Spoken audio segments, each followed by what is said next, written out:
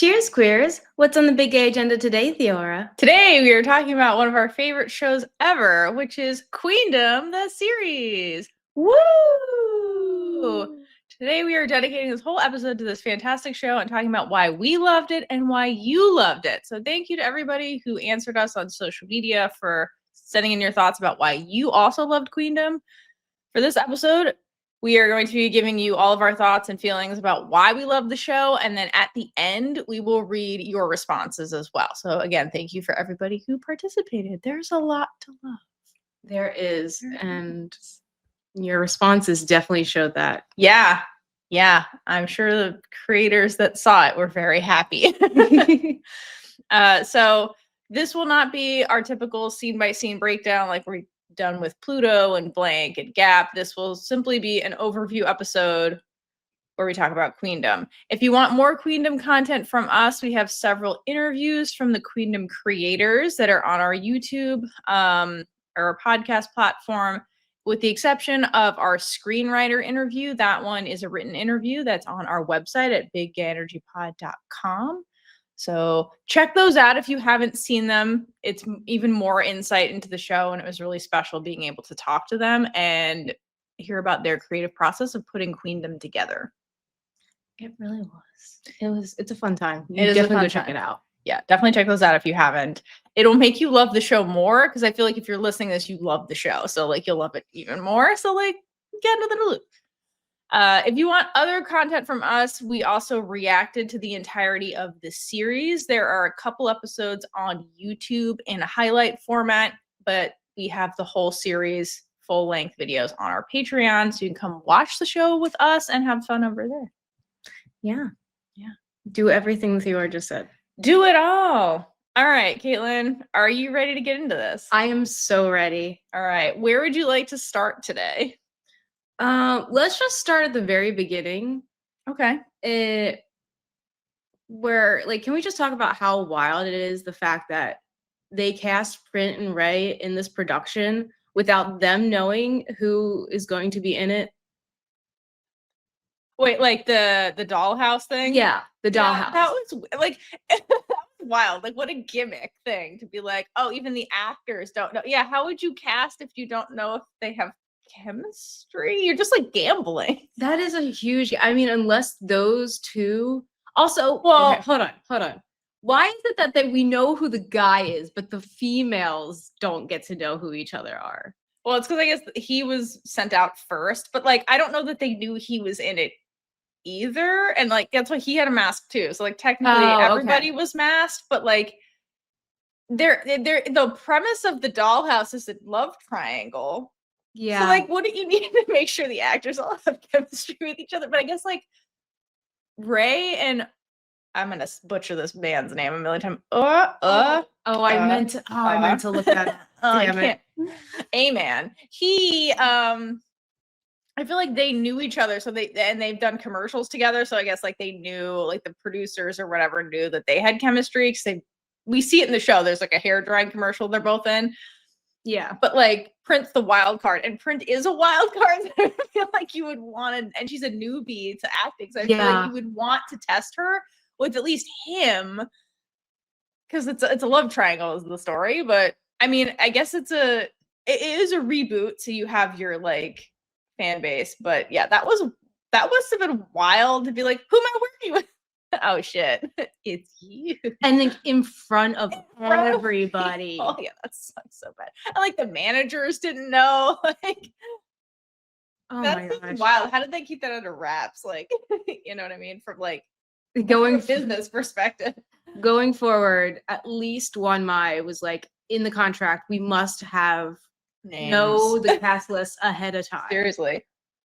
Luckily this did end well for them, but like that could be very dangerous. Yeah, no, I know. It just, yeah, that was wild. But yeah, what a like that's the beginning. It's just like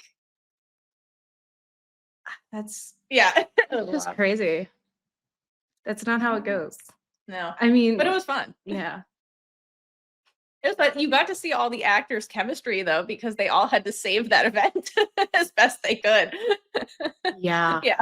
They're like, this is, I like when oh god, again, Amen. When he gets up there and he's like, this is just a preview. When they're like wrestling on the floor, and he's like, this is just a preview of what you're going to see in the show. Like, what a professional. He's like, I got to save this. There's cameras. That is a great point. He was very professional. Yeah. He was, I mean, it's because, spoiler, you've seen the show if you're watching this. It's because they made him gay. Yeah. But he was very professional throughout the whole thing, even like with the friendship.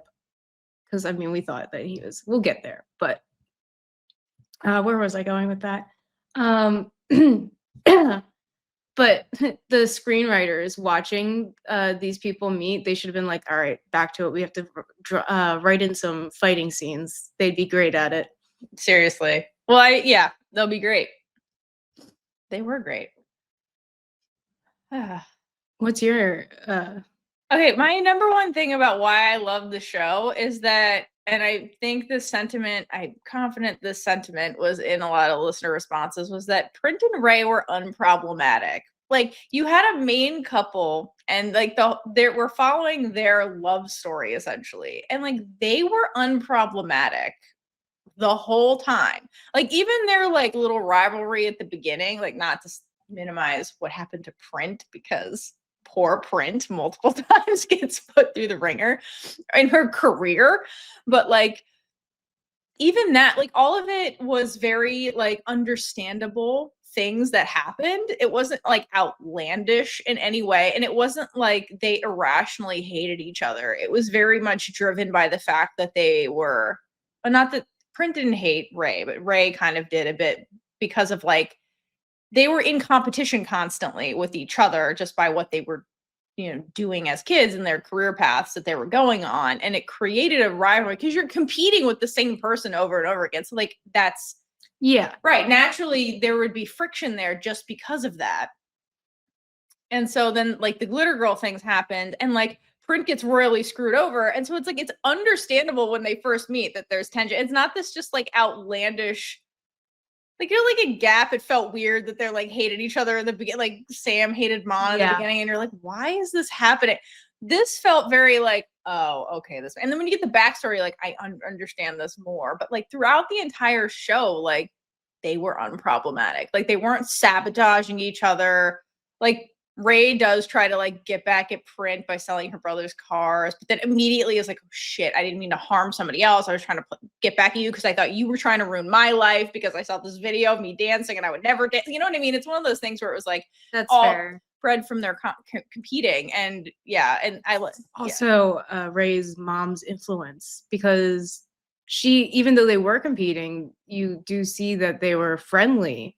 It was, well, Print was friendly. Print was like, let's be friends. Here's, I mean, we got that. That was basically Print, and Rey's like, I don't know what friends are, which is so sad. We get that one scene with them when they're like a little older at Glitter Girl. Yeah, it's right before they go on stage. Yeah, and Rey was nice to her as well. So it's literally just her mom's influence and putting them against each other, because she's the one who was literally making this competition. I think mom's part of it. She kept probably pushing Rey into competing because like Rey had no childhood. She was just like, that seems so sad when they did the childhood thing. Like, basically Print heals Rey's inner child when they're in the school and just like playing dress up and like showing her sparklers, and she's like, you've never done this? Like, because I assume Print and her family, when they were doing camping trips, probably did little sparklers and things like that and had fun. And then Rey has like, when would I have had time to do that? When I was a kid, I was mastering the violin. I was like my mom was basically putting me in things where I would have skills to succeed in acting. So she's like, I didn't have a childhood. It was really fucking sad. And then you see later, she didn't have friends either. So like, yeah, she didn't know how to be a friend. And she was like, but she clearly wanted that. And that's what makes the Glitter Girl thing so sad, because before they get on stage, it's clear that like Rey is like, oh, this person is being genuine and like wants to like, is being nice to me. And so she was like being nice back. Yeah.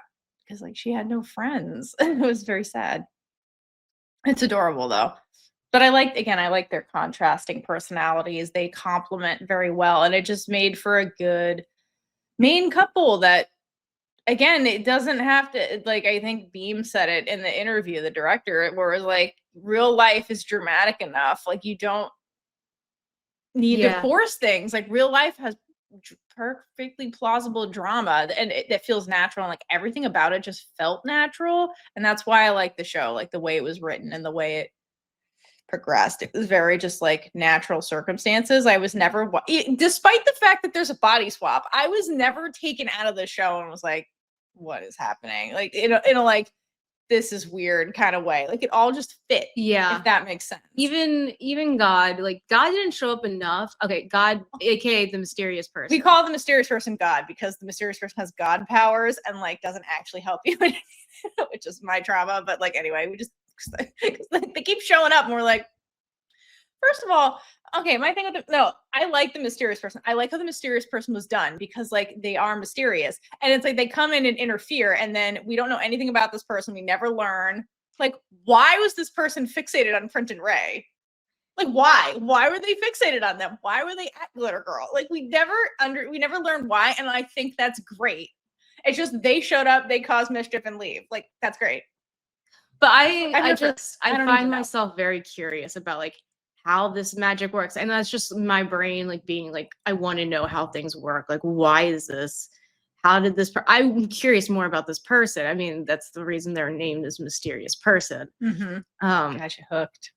Yeah. So I would like to know more about them, but like the show didn't need it. No, it didn't need it. But it was just it wouldn't have mattered. It wouldn't have added anything to it. It would just be like adding another character, and it wasn't supposed to be a character, no matter, even though that they got a part in the opening title. Yeah. They get their name in there. Yeah, no, I love the mysterious person. They are literally called the mysterious person. They are mysterious. I just never get an explanation for this person. I do love that. Honestly. I love the fact that the first time the mysterious person tried to switch them back, they're like, why are you not switched back? Like, why are you still the other person? They were so confused themselves. So like even the mysterious person didn't actually know everything. Yeah. Well, I think the mysterious person figured out that like they still wanted. Yeah. Well, that's what they're like. I guess the moon and the star wasn't meant to be reunited yet. Come back later. I love that. Come back later. It's like the. Okay, my thing about the mysterious person though is like, why is the mysterious person always leaving their shit behind though? Because like you would think they would want to clean up the evidence that they were there, but like every single time, all of their stuff is just left behind. Oh yeah, like the gong in the beginning. They leave the gong, the candles. Like no, both times where we see this person set up all this stuff, like the stuff gets left behind. I'm like, do they come back later and get it? Like, do they just ditch it and buy new ones? Like, also, my question for that first body swap. I mean, there's only one body swap, but like the first moment we see the mysterious person, where are Wanmai and Saifon? They dropped them off. Oh, they just dropped them. They were supposed to be at the workshop. Okay. And anyway. So they were doing whatever management things that they're doing. They no longer leave them in workshops. They are like, we must be present at all times. All times. Okay, so my other thing about Print and Rey, though, is that I'm trying to figure out, and if you guys have thoughts at home, let me know. So who fell first, Rey or Print? Print.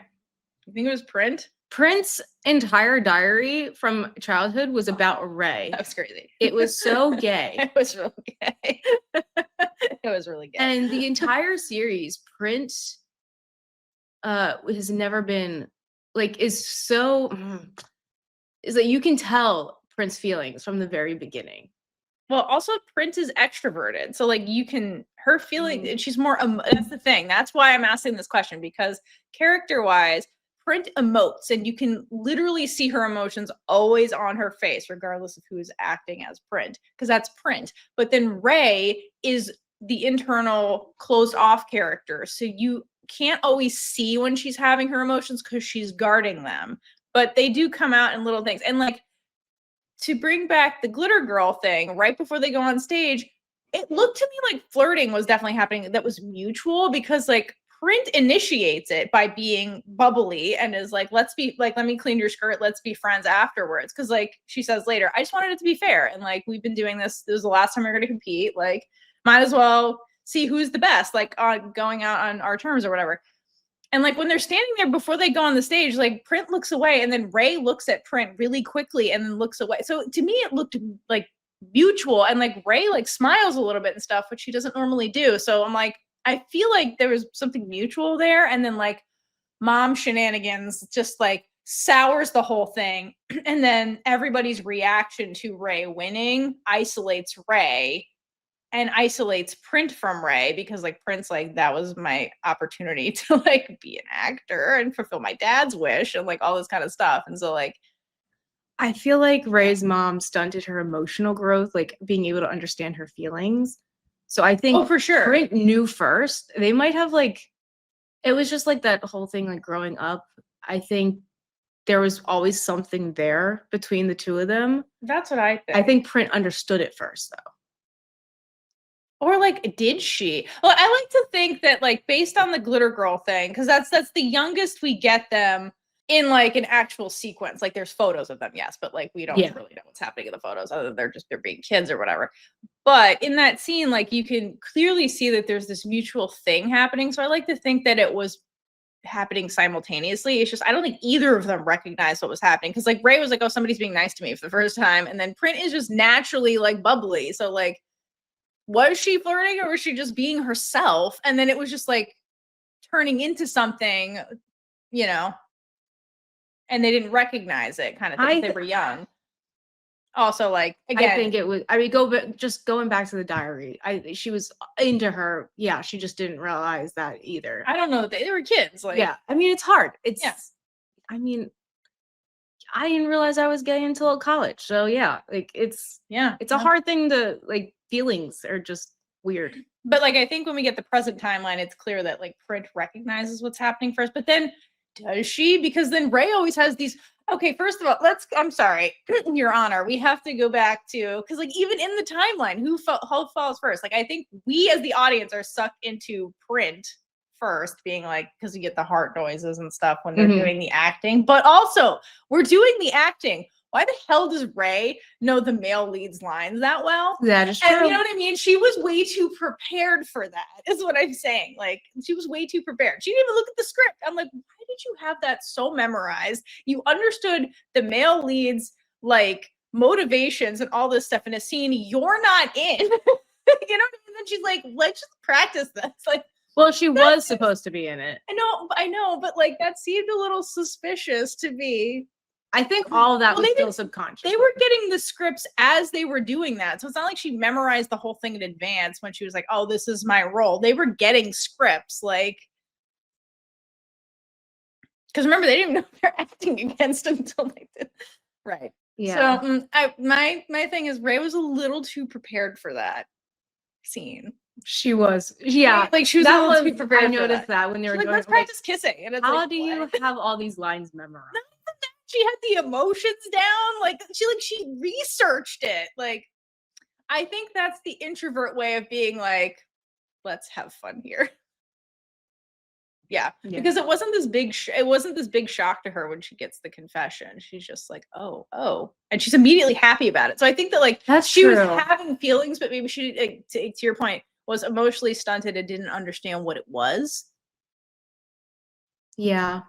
And because the reaction that she had when she found out, like, first of all, it was not that big of a reaction. No, it really wasn't. It was like, I can't believe she said that, but then it was like, yay. You know, like immediate yay.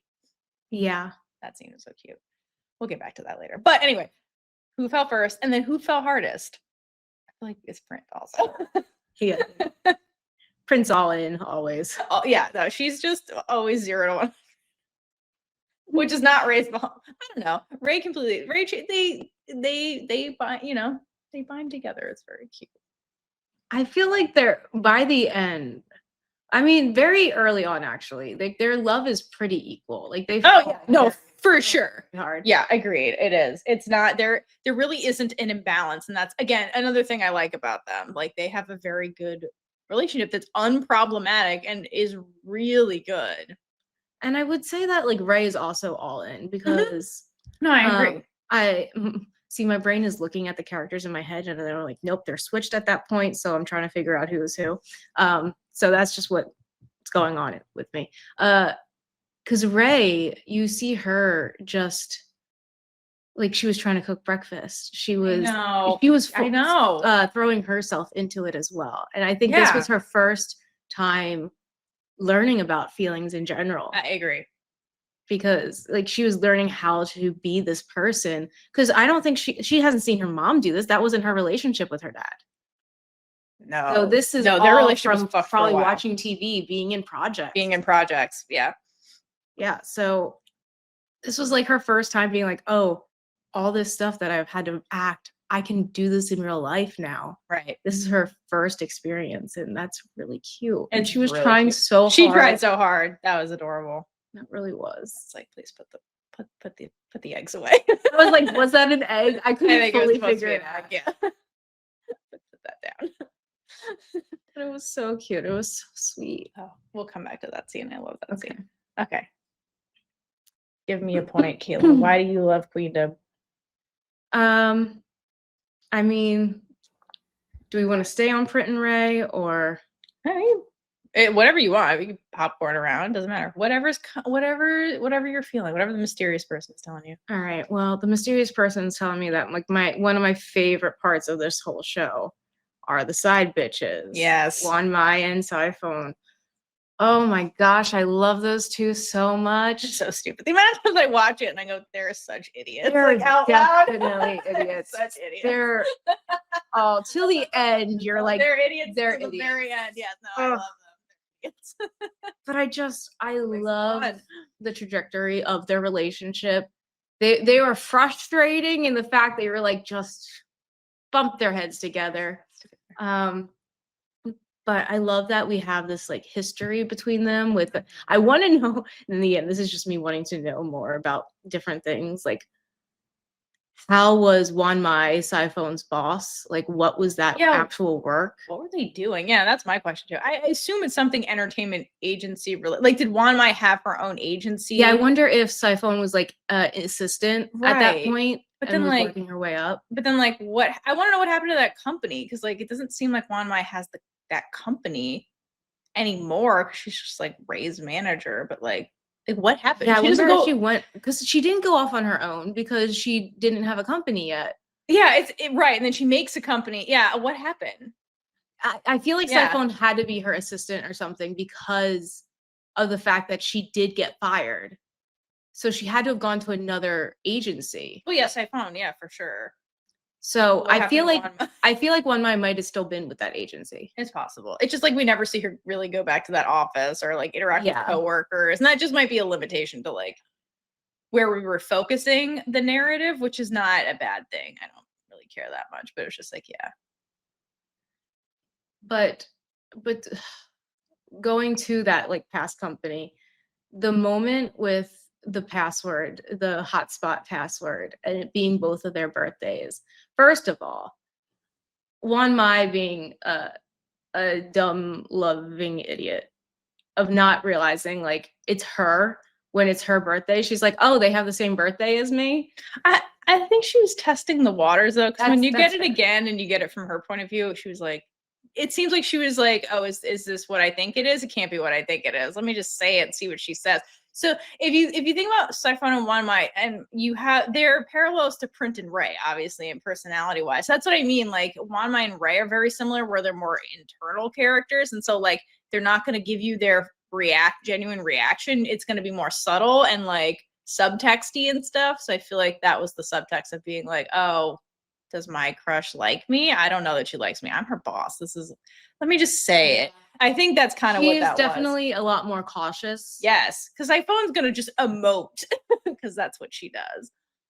Yeah, and but like when Saifon is just looking at her, just being like, "Come on, come on, girl!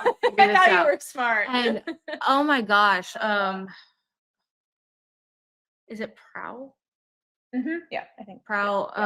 Her face emotes like not like explicitly, but the subtlety that her face changes is amazing, and it reads everything that she's feeling. And like you see her, like I don't know if she was crying like in between doing this or like or like blowing her nose, but like her face is like slightly red, And I think she's supposed to look drunk, so it's like the blush to look flushed. Yeah. But like the way she just looks at her, and you can just see the pain that she's feeling, the hope, the Ugh, yeah. all those emotions on her face. And it just gets me. I'm like, oh my God, I love you so much. I hope you get what you want. I want you to have everything. Ugh, I love that scene so much. And then they finally kiss. And like it feels like it's such a scary moment. I mean, this is terrifying. Yeah, it does seem terrifying for both of them. Like it's just like jumping off the ledge, the cliff into the water kind of thing, where you're like falling. Yeah, that's what it. They nailed it. It's basically they nailed what you're supposed to feel in that scene. And like again, it's just a very real life scenario, and just like still the drama is there. Yeah. And there's first of all, they're fucking they look idiots. Great together. They're so gay. So gay. And I want to get more into them, but I wanted to go back to something that you just said, how Rey and Print are compliments to Wanmai and Saifon. And I realized that rewatching it. Because so going back to Rey and Print for a second, there is a very cute scene where when they're swapped, Rey is helping Saifon come up with concepts for videos. Cute. And Rey gets so sucked into editing and coming up with concepts for videos that she hasn't eaten all day. And then Print comes home and she's like, sees her eating all these things. And she's like, you good? I'm at a party in my body. What are you doing? But you see Rey so happy. Yes. She is so happy working on something that she actually loves. Meanwhile, Print's coming home so happy that she got to act, and like with somebody that she grew up watching. We'll get into that. And then it's so cute. And then you compare that to how sad they were when they were going to switch back. When they realized that they would not be able to continue to do what they love, even though they wanted to switch back because they were together now. They wanted to be intimate. So they were looking forward to that, but they were still working. So going to how their compliments of Wanmai and Saifon, like Rey and Print are following their hearts, but they also want to do what makes them happy. Which, like, that's why they didn't switch back the first despite time. wanting to be intimate. And so for Wanmai is so focused on her career goals that she lets love slip her by. Like she's stunted emotionally, while Saifon follows her heart and isn't necessarily focused on her career. Like we do see her focused on work, but I think that's the impact that Wanmai had on her because she hurt her. Yeah. And then she dove into work as a defense mechanism, like more so. But you see her make time for love because like she went on that speed dating when she was like, trying to get over Wanmai. So Rey and Print like just have the perfect combination of Wanmai and Saifon. And again, that makes them non-toxic. Yes. It's agreed. I love it. And again, you kept pointing out in reaction videos that the puppy love couple actually has it more together than the. Well, yeah, let's get into that. That's my favorite part. Okay, so yes, you have their foils. The couples are foils to each other, which makes the manager client pairing cute and funny, and Print and Saifon are chaotic as fuck, which is fun. And then like you have the super professionals on the other end, which is funny when it gets swapped. So like comedy ensues because of that. But okay, so like can we talk about that? I love the emotional maturity division between the couples because Print and Rey have a very emotionally mature relationship in the way it developed. Like, yeah, they're rivals in the beginning, but again, it was like circumstantial, not irrational, and they literally talk and work through everything. Meanwhile, you have Saifon and Wanmai, who are emotionally stunted the entire time, like, most of the time, and just so they still are. Yeah, they still are. They're like but again, that is a situational thing because Wanmai and Saifon are like a generation difference, like age-wise. I would say at least a decade or so.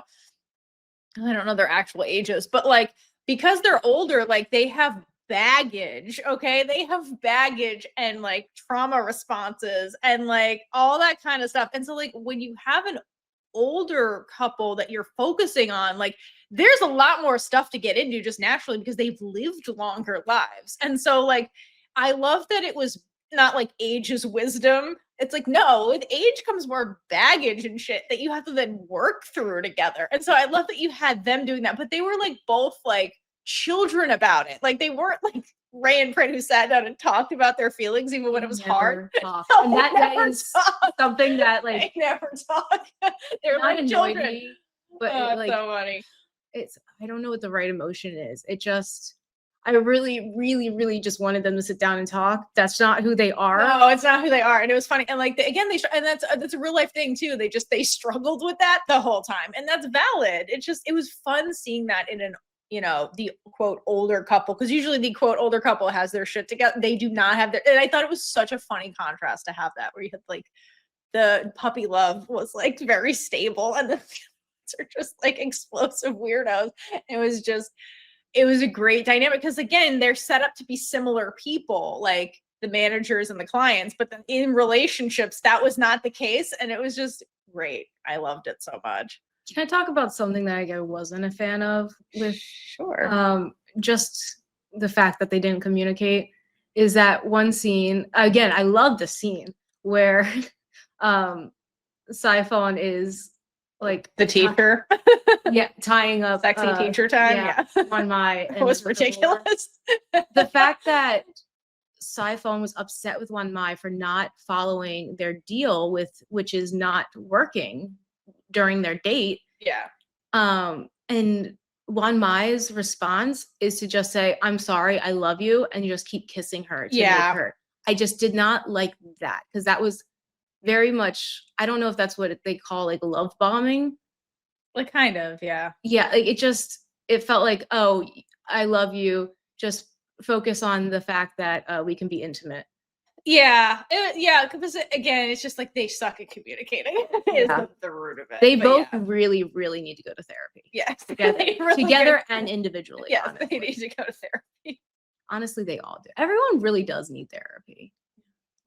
Everyone's got a lot of trauma to work through. Print and Rey are okay, but yeah, everyone had some. Well, I mean, there's like childhood trauma for like Rey. Rey has some stuff like she can work through. They're better at communicating, but I think there are some things that they could work through. Like Print always feeling like she needs to take care of people. Rey's like that too, but like Print's like had her whole family on her shoulders. Yeah. Well, okay. So my thing about that is that's one of the things I liked about the show is I loved how Print was this provider and caretaker character. And I thought she really fit naturally into that role with everybody in her life. She's just like Mama Bear. Like that is who she is. And so like I don't think you can put her in a situation where she's not going to have those natural instincts to be like, I have to take care of this person. That's like just what she does.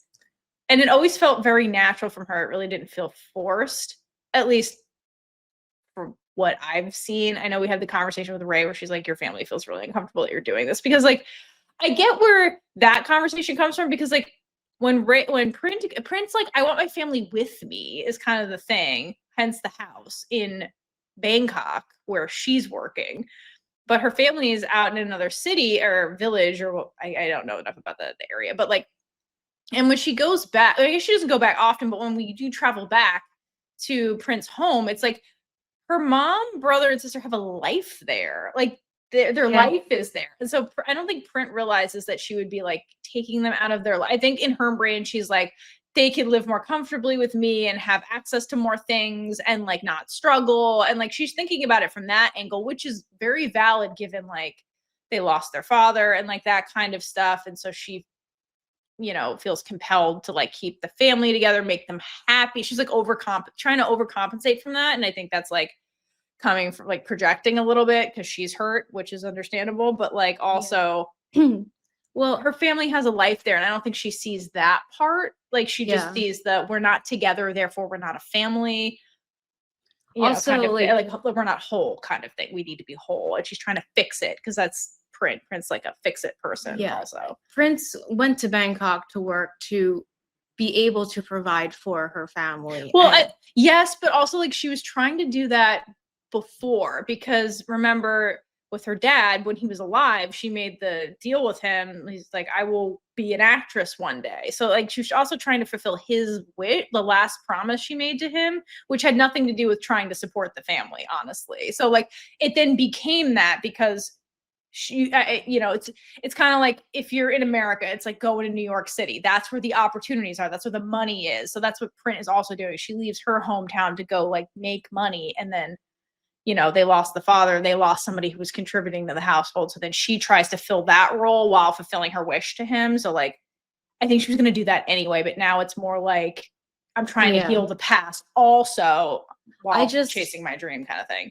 I connect a lot with Print in this, like the way that she does like start taking care of her family. Cause like she had to deal with, well, not like deal with, but like witness her family falling apart when her dad died, when she was falling apart herself. Yes. But so she cares about everybody so much that I don't think she fully felt until like she was talking with Rey about her dad. And like, yeah, I think that was like one of the first times like she was like really trying to process it. Yes. She was so focused on her mom, and like that's why she was trying to be enough for her too. Yeah. Like because so she didn't have to have another person. Like this is what I connect with. I'm like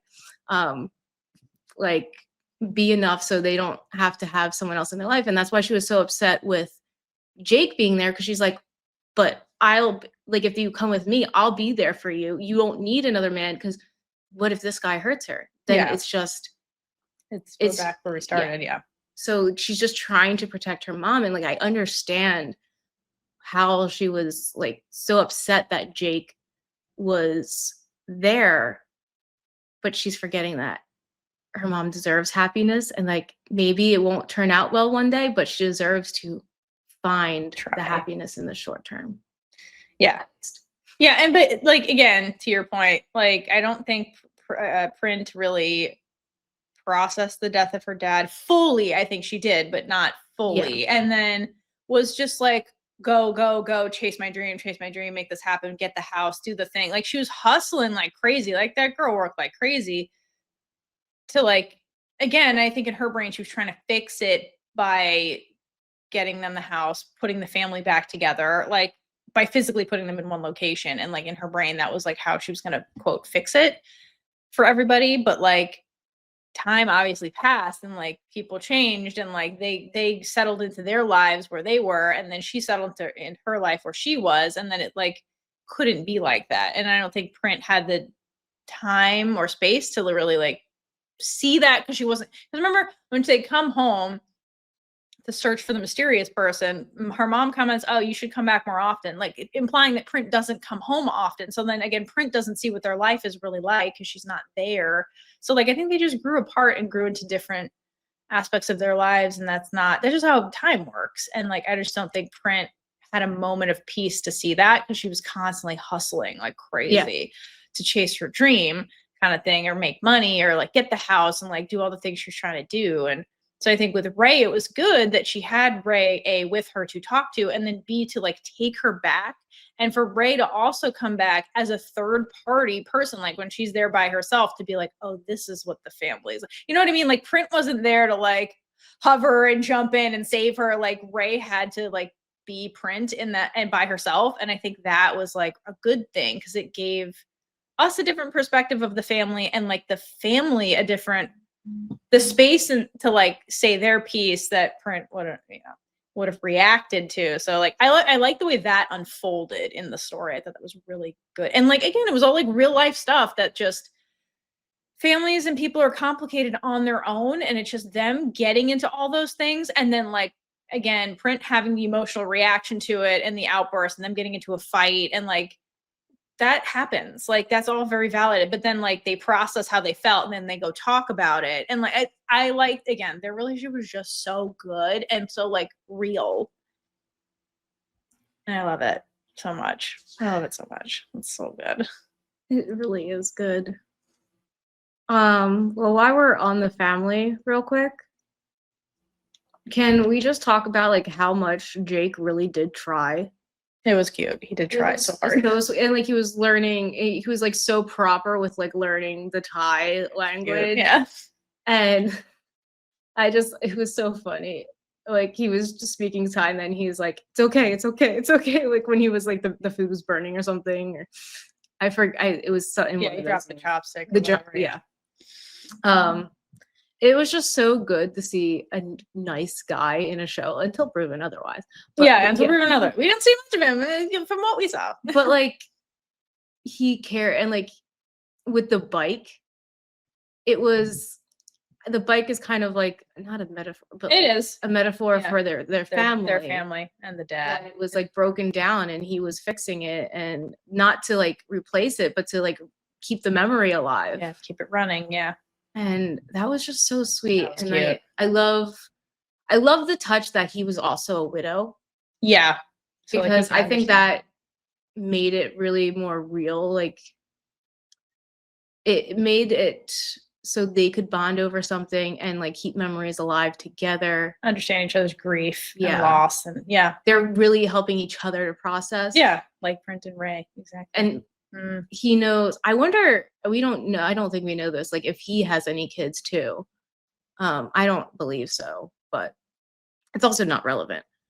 But like he can understand the kids too. So like he can help all of them process it as well. And I would love more scenes of just the entire family together. And then they were very cute. Yeah. And then especially that one scene where like the entire family comes out as gay. Patty. Yes, I love Go Patty. Yes, Patty starts this whole thing off. Well, yeah. Because Patty oversees Print and Rey kissing the day before or earlier that day. And so I believe the mom is like, "So what's going on with you two?" Well, first of all, they're like, okay, Patty, what was it? The brother, Frank's like, you ask him, you ask. Yeah. Like, Patty, they were doing that. And then like mom comes in, she's like, why did you ask so Frank? Like everybody clearly was talking behind their back and being like, are they dating? They're not dating. Are they dating? Like all of them, even mom, because mom's like, why be subtle about it? Like I love that they all were wondering, and like the sister is the one who's like, are you dating? She just asks flat out. Yeah. And it was hilarious. How Patty's like it's not weird. Like it's not, or liking girls isn't weird. Yeah. I like girls. It was cute. Yeah, it was like such a simple, she's like, this is my opening. I feel like it was weighing on her a little bit, and like she was like, this is my opening. I can say it out loud now. Yeah. And it was cute. It was so cute. And then the mom like being like, so all my kids like girls. I'm gonna have 3 daughters-in-laws. But yeah, so like that was also weird though, because then like the assumption is that Frank likes, right, like the way she is, the way it was like one of those just things like of just being like that's what it is, because like with the girl she was like, oh Print, I didn't know you like girls, that's why I was kind of shocked, that's why I was wondering. And then like the daughter is like, oh no, the other daughter's like, yeah, me too. And then mom's like, oh, that's fine, I don't care who you're into. But then she assumes it about Frank, and I don't think she even realizes it, because like that's like a real thing when you're just like, it's like I put him in that box and I left him there and I didn't rethink my son, even though she's rethinking her daughters right then and there. But I like that Print in the background is like hitting his arm. He's like, go, just do it. It's your opening. It's your opening. Do it. It's like one step forward, one step back with the mom. Not like, it's not a bad thing. Yeah, it's just like, it's just normal. It's natural. He didn't tell her either. So it was kind of like about his boyfriend that he's had. So like, yeah, it's like, yeah, but it's just, that's natural. That's life, where she just like, was like, I didn't mean to assume about you guys, but then assumes about the third one without realizing it. Yeah. And it's just people do it's that. Just people being people, and she's not being malicious. It's just like, yeah, but it was very cute. One of my favorite scenes too. Adorable. And I just shout out to the production team for making everybody gay. That was cute. I love it. Do you want to get into the love triangle? I just want to talk about the guys real quick. Yeah, no, go for it. I just love the fact that A-Man, like, I think how you say it. I can't say it well. It's like, yeah, something like that. I'm sorry. We're gonna call him A-Man.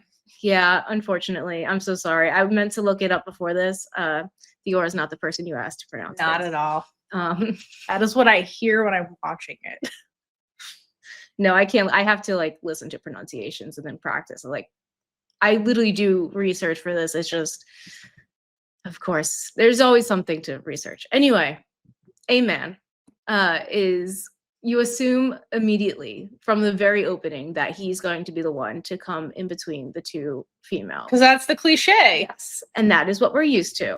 Also, like from the pilot, it was very much set up to be like, oh, what's happening in the dollhouse is going to mirror real life. Because if you watch a lot of the scenes where they're practicing dialogue, it's like uncanny for like what they're going through in real life. So like it was like paralleling.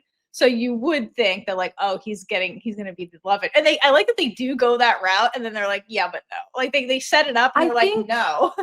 I think during that pilot, if I remember from one of the interviews, they were going to do that. I think that's and the then novel. I think people didn't like that. Yeah, I think that's what I didn't read the novel. I haven't read it, but I think that's what's in the novel based on, I forget whose response, that like there is a man love triangle. And I think that was the interference. But they're like, the production team for the show is like, yeah, we're not doing that. Thank you. Because it's boring. Because so many shows do love triangle drama. And it's like, there's other drama out there, everybody. Like, this was way more fun because it was different. It was. But that whole scene where A-Man is like, can we go out to lunch? I want to ask you something. And I love the whole thing. She's like, oh my God, he's going to ask her out. I don't want him to ask her out. I don't want him to ask me out. Like, what is going on? I don't want. Are you leading up to the conversation with Saifon about person A, person B? I was not, but that was one of the funniest fucking things ever. First of all, okay.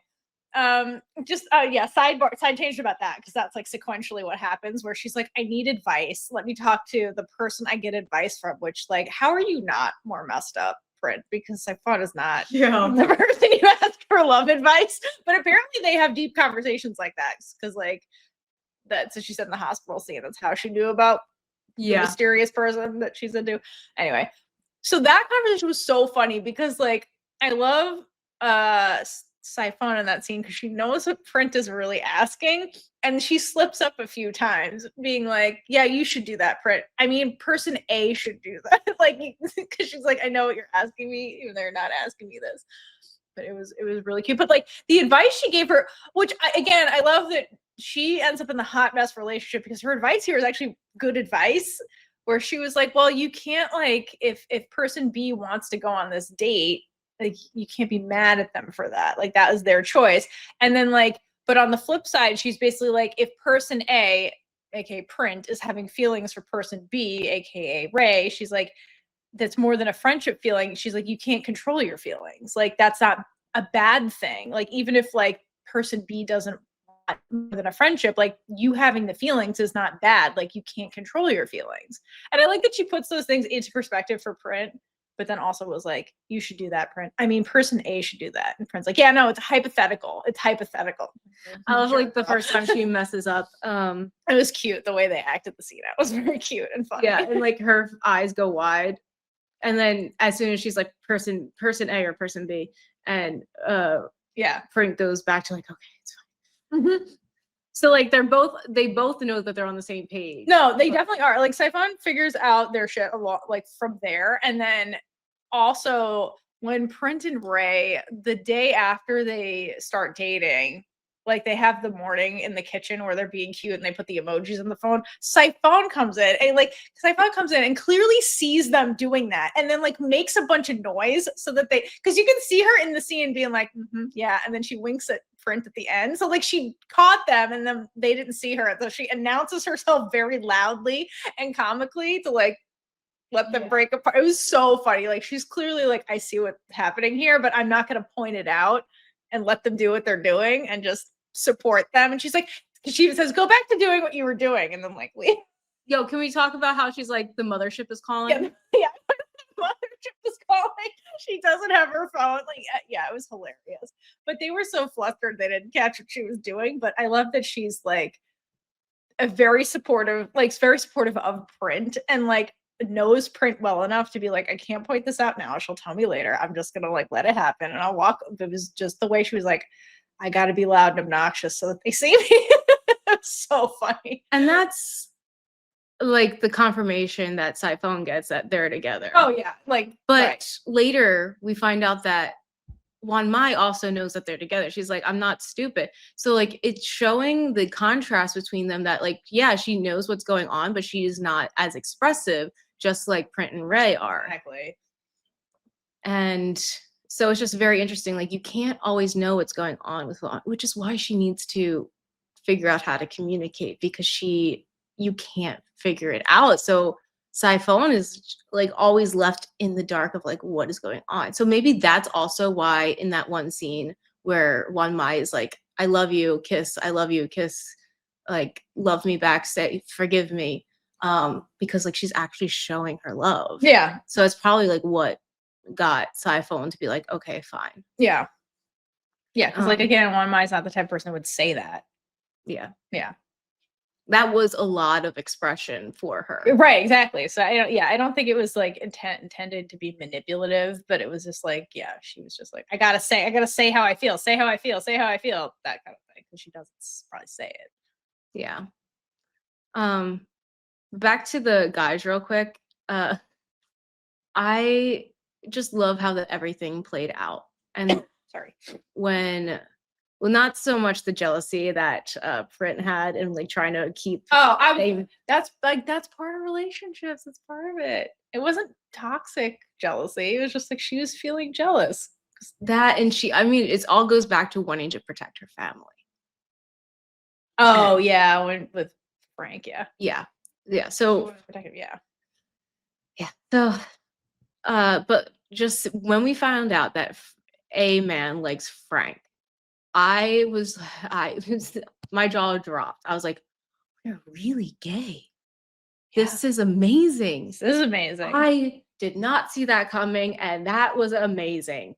I know these are not very articulate words. I need you to understand how amazing that was and how much I loved it. And then getting to see Frank and A-Man be together was so cute. Like they were cute. They were so cute. Let me find it in my notes real quick, because there is a scene where when Frank and A-Man get together in that dinner, and yeah, when he asked them out. Yeah, and Print and Rey are there.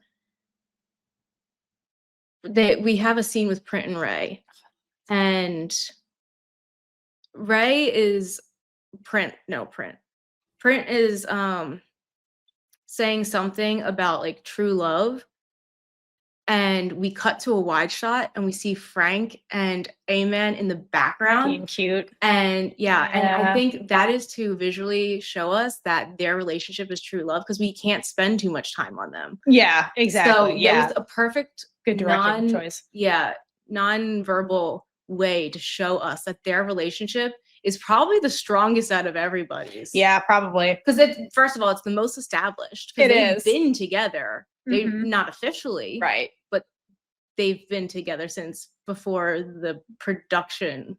They also knew each other in, I forget if it was college or high school, but they also had a background too. I forgot about that, yeah. Not a background, a history. Sorry.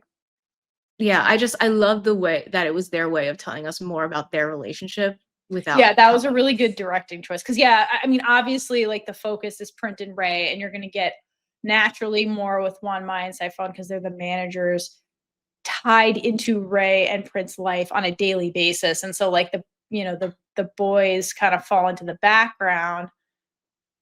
But like, yeah, that was a good use of time. Again, like the thing about this show that made it really hard to do these notes is there's a lot in here that's amazing. So it's first of all, there's that. But second of all, it's like I can't just like spot watch things to prep for this because like every minute on the show was good. So I have to watch the whole thing multiple times very quickly, which is hard because like I don't want to skip anything to be like there's certain scenes that I need to talk about, but then like I need to watch all of it because like it's every moment was well spent on this show. There is no moment where I'm like, please fast forward through this because it's taking forever, or like they're lingering, they're staring at each other, doing and nothing. nothing's happening. Yeah, exactly. No, it was just everything was natural and really good, and like even like and like the intimate scenes that were there for all the characters were nothing was like it felt out of place or like we're doing this to do this. It all tied back into like the character growth, like because in like intimate scenes, yes, people love them because sexy times or whatever, or just like whatever, which not kink shaming anybody if that's what your jam is, that's valid. But like narratively from a storytelling perspective, like the intimate scenes in this show for everybody served a purpose. Like if you go back to the side bitches, like their first intimate scene, it was very explosive because and this and that because like there was this build up forever for them. So like yeah, that makes sense because they need this explosive moment so they can move forward, right? And of course then they go back and forth and back because they don't communicate. But like that was valid. It wasn't just this like gratuitous thing that's here to be like sexy times. It's like no, like they need to get this out so they can move forward, like kind of thing. And with Print and Rey, like each one of their scenes was very like the tone was always different because like the characters were in a different place and their relationship was in a different place. And so each moment was very much like building towards something and or part of their journey, like as characters and then as like a couple. So like every moment was really well spent is to say that. And that scene that you pointed out with Print and Rey having a conversation about true love with the true love visually in the background, top notch. Like that was great. It really was. That was great. Oh, it was beautiful. It was great. The way that they shot that. Yeah, that was brilliant. But also I like this. I love their dialogue though. First of all, the fact that they're like Print throws Frank out of the dollhouse room and is like, go right now. And then they followed him. Like, why did they follow him? Right. How did they follow him? Was he so panicked that he didn't see them? Like the fact that they followed him was really funny. And then I love their conversation because their conversation is so cute because Rey is the one that brings up true love. And she's like, oh, don't you wish you could just find your true love and like have that? And like, I love that Print is just like, because at this point, Print realizes she has a crush on Rey. Okay. And Rey either doesn't realize it or doesn't acknowledge the way she feels back kind of thing. And it's just like having this thought out loud. So then I look at Print's like, well, what's your idea of a, true love?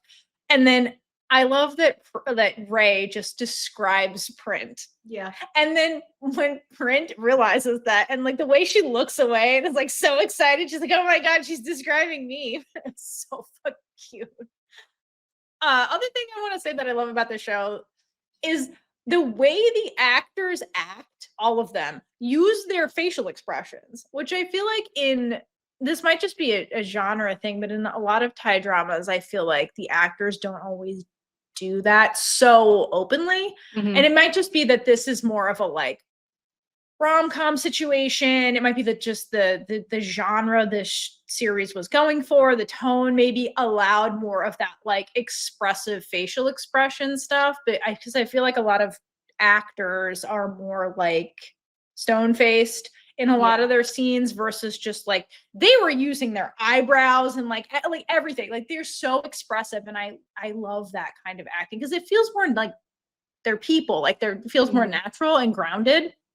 Like at times you would think it looks like it could be over the top, but like that's how people act in real life. That's what I mean. Like yeah, like it felt natural to me, and I liked that. Like all the characters did that, not just like sometimes like the comic reliefs like Saifon was like over the top sometimes, but like that's who she's supposed to be, so like it didn't feel weird. Yeah, some people are big personalities. Yeah, no, exactly.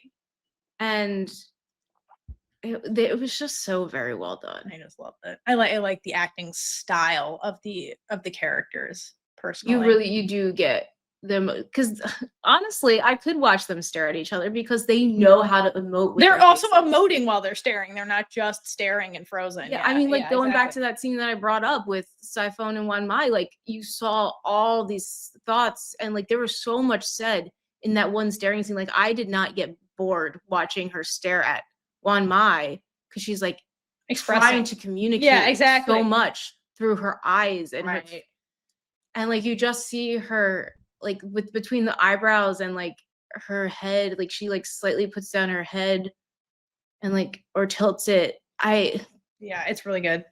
It communicates everything. And I just can't get over it. It's beautiful. Yeah, it's really good. Something else I like about the show is that there's like there's parallels in there constantly, which is very fun.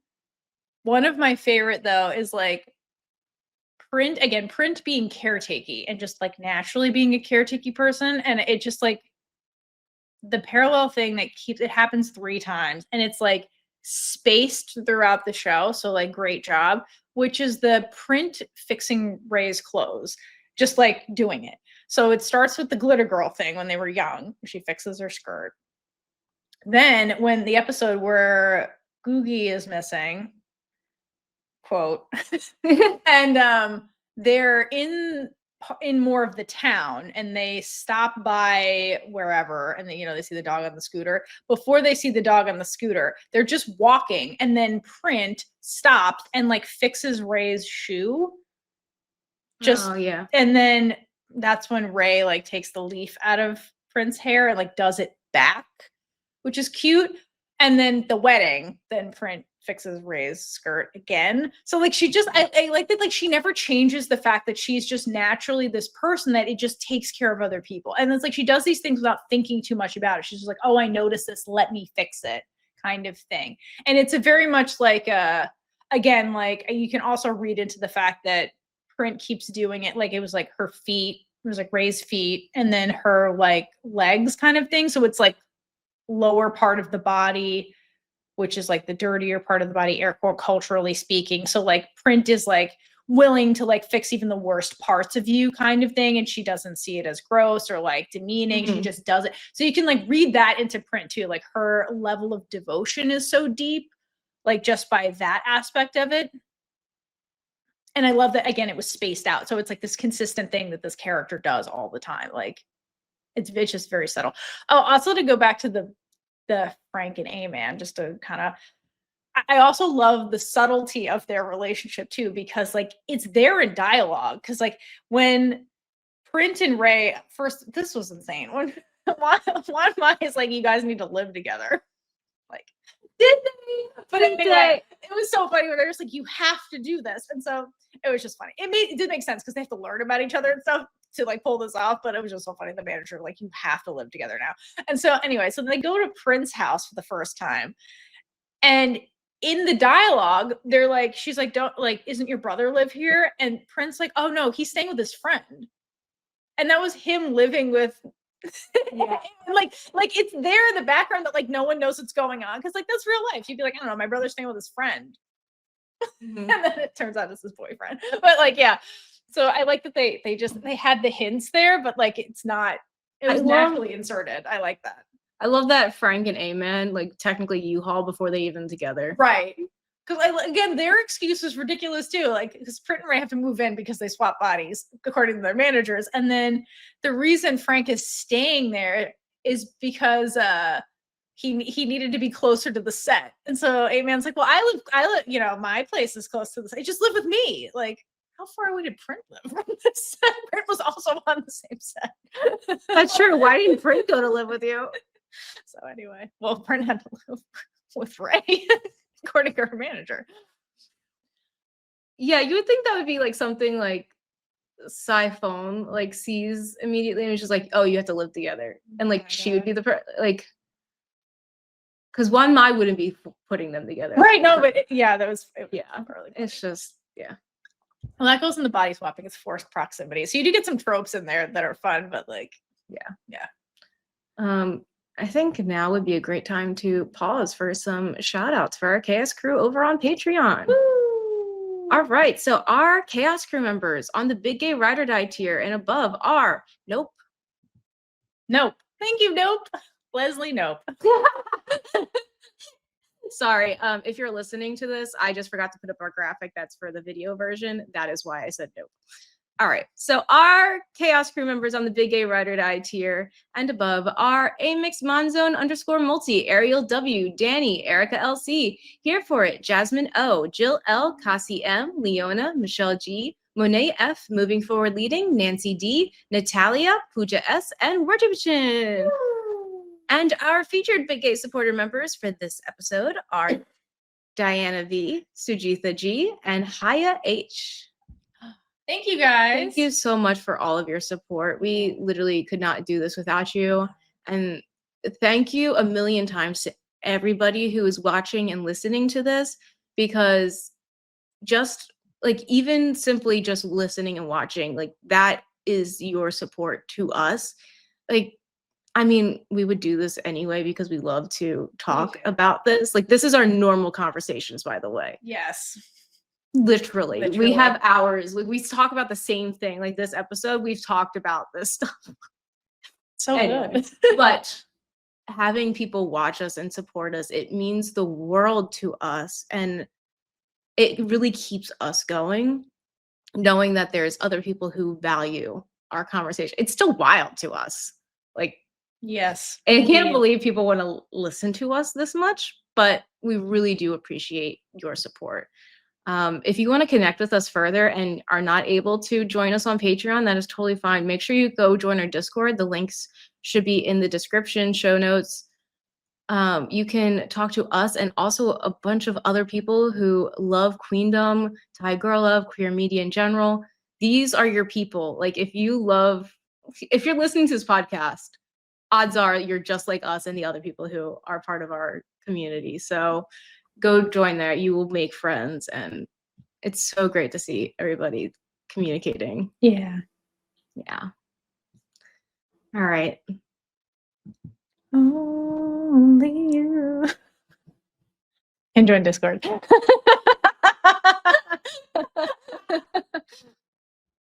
Oh my gosh. Me and you together. Me and you forever in Discord. Sorry. I love the OST. I just have to throw that out there. I really love it. I love all the songs they did in the show. And I like how they used them. Again, pulling a GMMTV, which is the highest compliment we can possibly give anybody. Okay. Something else I wanted to bring up, kind of going back to the A likes B conversation between Saifon and Print. Around that time, in that episode, because they're basically on the Dollhouse set during all of that, and that's the same episode where like Print finds out, I think, that A-Man likes Frank. It's all kind of in that episode. And so then once that comes out and like Print tells Rey, because Print's like, oh my God, my brother and him and blah, blah, blah.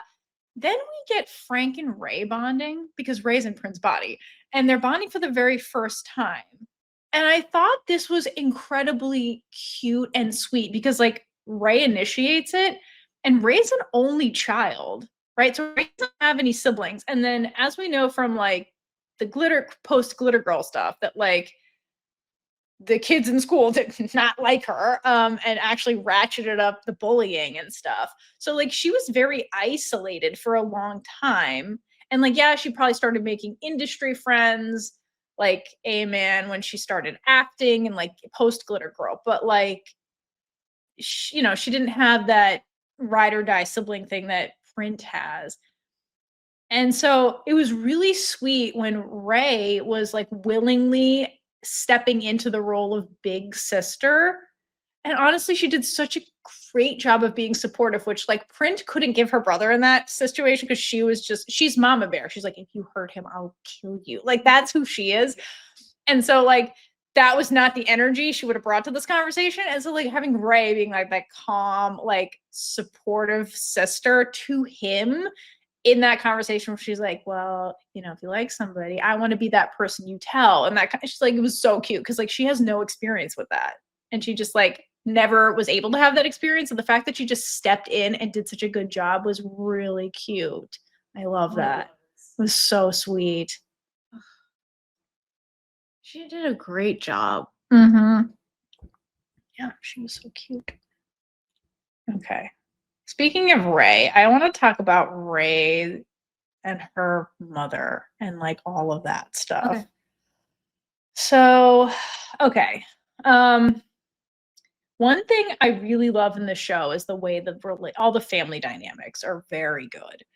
But I want to talk because we talked about Print's family. So I want to talk about Rey's family, which is primarily her mother, because fuck her dad. First of all, it's the worst character in the entire show. First of all, yes, fuck that scene in the beginning when we first meet this motherfucker. How we know he's a terrible person. This was ridiculous. And he's like, "Hey, Rey." Well, first of all, this was so sad. She comes in and then mom's like, "Oh, meet all these people for work." And then Rey's like, "I'm so tired." And then she's like, "Go to sleep." And she's like, "Whatever." And she comes in, she has this bouquet of flowers that she got. Nobody acknowledges it. She comes in and then she's like going on the back, and then her dad's there. And she's like, "Oh, you're here." Like she was happy that he was here for this thing that might have been for her or wasn't for her. Who knows? It's like a donor dinner or whatever. And the dad's like, "Oh, yeah, of course I'm here. I'm not golfing right now. Why would I be?" And then he's like, so it's like, Rey's like, "Yay, he's here for me." And then he's like, "I went and saw your grandfather," the guy they're all trying to schmooze for money.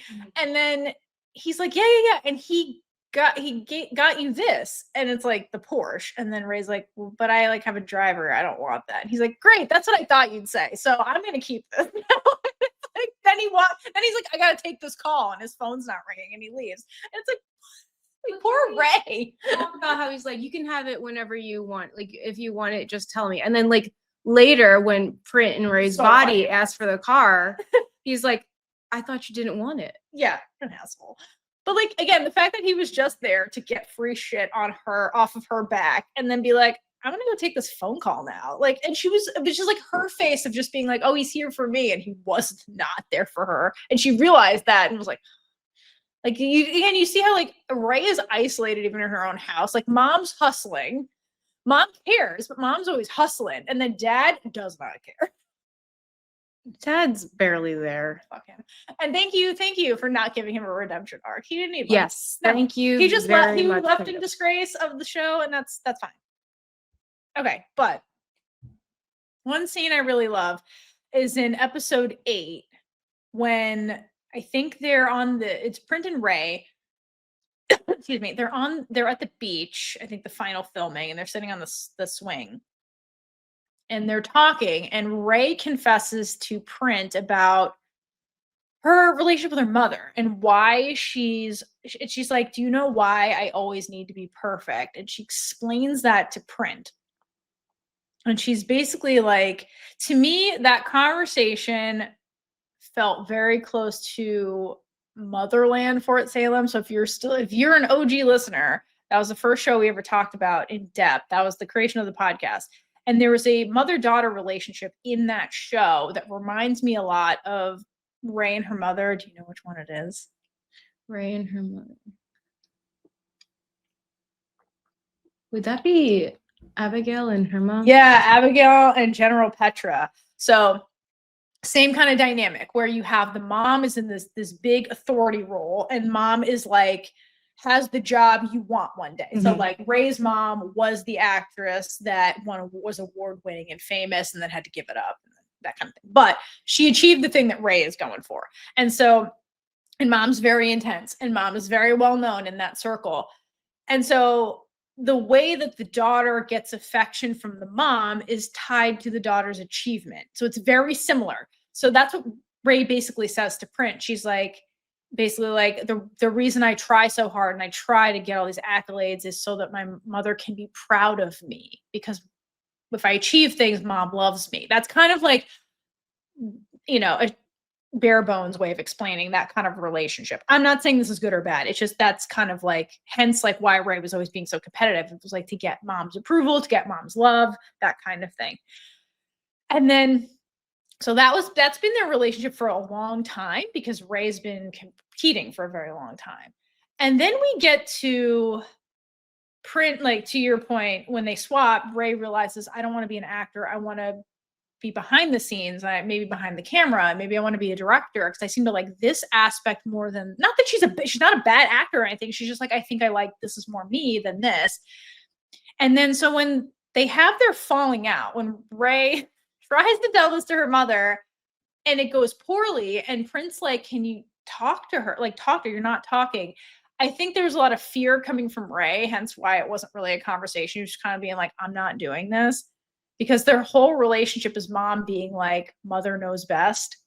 Don't question. Like, why would you question me? I'm doing what's best for you. And it's that respect thing of like, I'm not ungrateful for what you're doing. But like, so I don't think Rey knew how to like, be like, this is what I need. Because her whole life has been, yes, mother, I'll do whatever you say to make you proud, no matter what. So I love that when she realizes she wants to be a director, she tells Print this. Okay, so Print immediately is unconditionally supportive. She's like, whatever you want. Yes, that sounds great. Go talk to your mom about this. After the falling out, basically, Print's the one who's always like, you need to talk to her. You need to talk to her. You need to talk to her. So then that morning after, Rey says, this was heartbreaking. She says, basically, that's not going to happen. Like, mom's not going to talk to me right now. And Rey says, like, basically, I'm gonna show her by being a successful director, and then she'll talk to me. So, like, it's really sad that even after that falling out thing that they have, that Rey is still in that mindset of, my mom will only validate my feelings and my choices if I can succeed in it. Like, she's like, she'll understand me after I succeed, because I have to achieve the thing to prove to her I can do it, and then she'll accept me, kind of thing. And I love that, because I think that has been their dynamic. And it's like, one conversation is not going to blow up their dynamic, like between the mother and the daughter. But it does, like, it changes over time once they finally like kind of communicate, because I don't think they've ever had a equal, I'm your equal conversation. It's always like mom talks down to daughter because mother knows best, kind of thing. But what I love about that whole lead up and that whole situation with Rey realizing she wants to be a director, and then trying to communicate that, but it doesn't go well because they've never talked like that before. And then how it progresses to eventually them talking with Print kind of in that mix, is that it's a good juxtaposition between like Print's reaction and like mom's kind of reaction, is that like Print is just like immediately supportive, whereas like Rey, not that her mother wasn't supportive, it's just that like Rey didn't even give her the chance to really process any of this. It's just like Rey thought mom wasn't going to be supportive. Yeah. You know, she's like, because that's how she approached it. She's like, my mom's not going to support me until she can see I can do it, kind of thing. So like that was Rey's perception of mom, which is like unfair because she didn't let mom like process and react on her own. But Rey just assumed all these things just from their entire relationship, which is an imbalanced mother-daughter hierarchy kind of thing. But with Print, Print is a puppy dog, no thoughts, just yes, like kind of thing. But like, it goes to show you that like Rey didn't hesitate to tell Print this, because she didn't like think, because again, she's an internal character. She wouldn't say things without being like, how are they going to take it before I say it? I think she knew Print would just be supportive. But it's really sad to think that like she has to like guard herself or like tiptoe around her mom. And that's kind of how I gathered that conversation was going in her head, because like with the lead up to Rey going to talk to her mom, she has the conversation at the end of that where it blows up and she takes Print and they leave. Print's like, you should go talk to her again. And Rey's like, no, I've thought about this. So like, meaning she's thought about how mom's going to react, and like their relationship was really interesting. And I've seen some people say, I wish we got more of Rey's mom. And I do wish we got a little bit more of that too, but what we got was very interesting. And because like they're both like quieter characters. I like the quieter characters because there's more to like you have to pick apart from their dynamics, because it's not what you get on the surface. Like there's internal stuff you have to like either read into or figure out the subtleties of, and their dynamic is interesting. It's very interesting. Yeah, you see how Rey's mom makes Rey like get so in her head, like because she is overanalyzing everything. And I think that's very apparent during Glitter Girl when Rey is doing amazing. She is singing. And then as soon as she sees her mom, Yeah. Her voice cracks. She sounds terrible. I mean, she's supposed to. Yes. Yeah. And it's because like her mom is making her overthink everything just by seeing her. She's trying to be enough for her. And it's just like the pressure got to her. And it says a lot about like just the mom's presence being so like suffocating for her as well. Like she always has to be like at the top of her game, like in her own house. And that's exhausting. Yeah. And like later when they're on the Freaky Friday show, which a bit on the nose, don't you think? Yeah, Freaky Friday. Love that. We do have to ask who came up with that. Anyway, when Ray's mom was like, oh, you're gonna sing, you're gonna do a performance, like Ray's this whole time, like Ray's mom, and we find out later like why Ray's mom was doing all this. And it was because she was trying to make sure that the husband's family like accepted Ray and like saw her as successful, worthy of being part of their family and not cut them off. So that's why she was like overbearing. And Ray's mom at that time in Freaky Friday and like throughout her whole career may have thought like what she was doing was right, but the way she went about it was so rude and hurtful to everyone. Like you don't just go into a production and be like, hey, my daughter's doing this. First of all, how did she even make it this far? Because no one wants to work with a mom like that, especially like with a child actor. Right. Yeah. I don't know how. Oh, because she was an actor herself. She's respected. That's why. Yeah. It's Never the Nepo mind. baby part. Yeah. That's how she got. Okay. So strike that.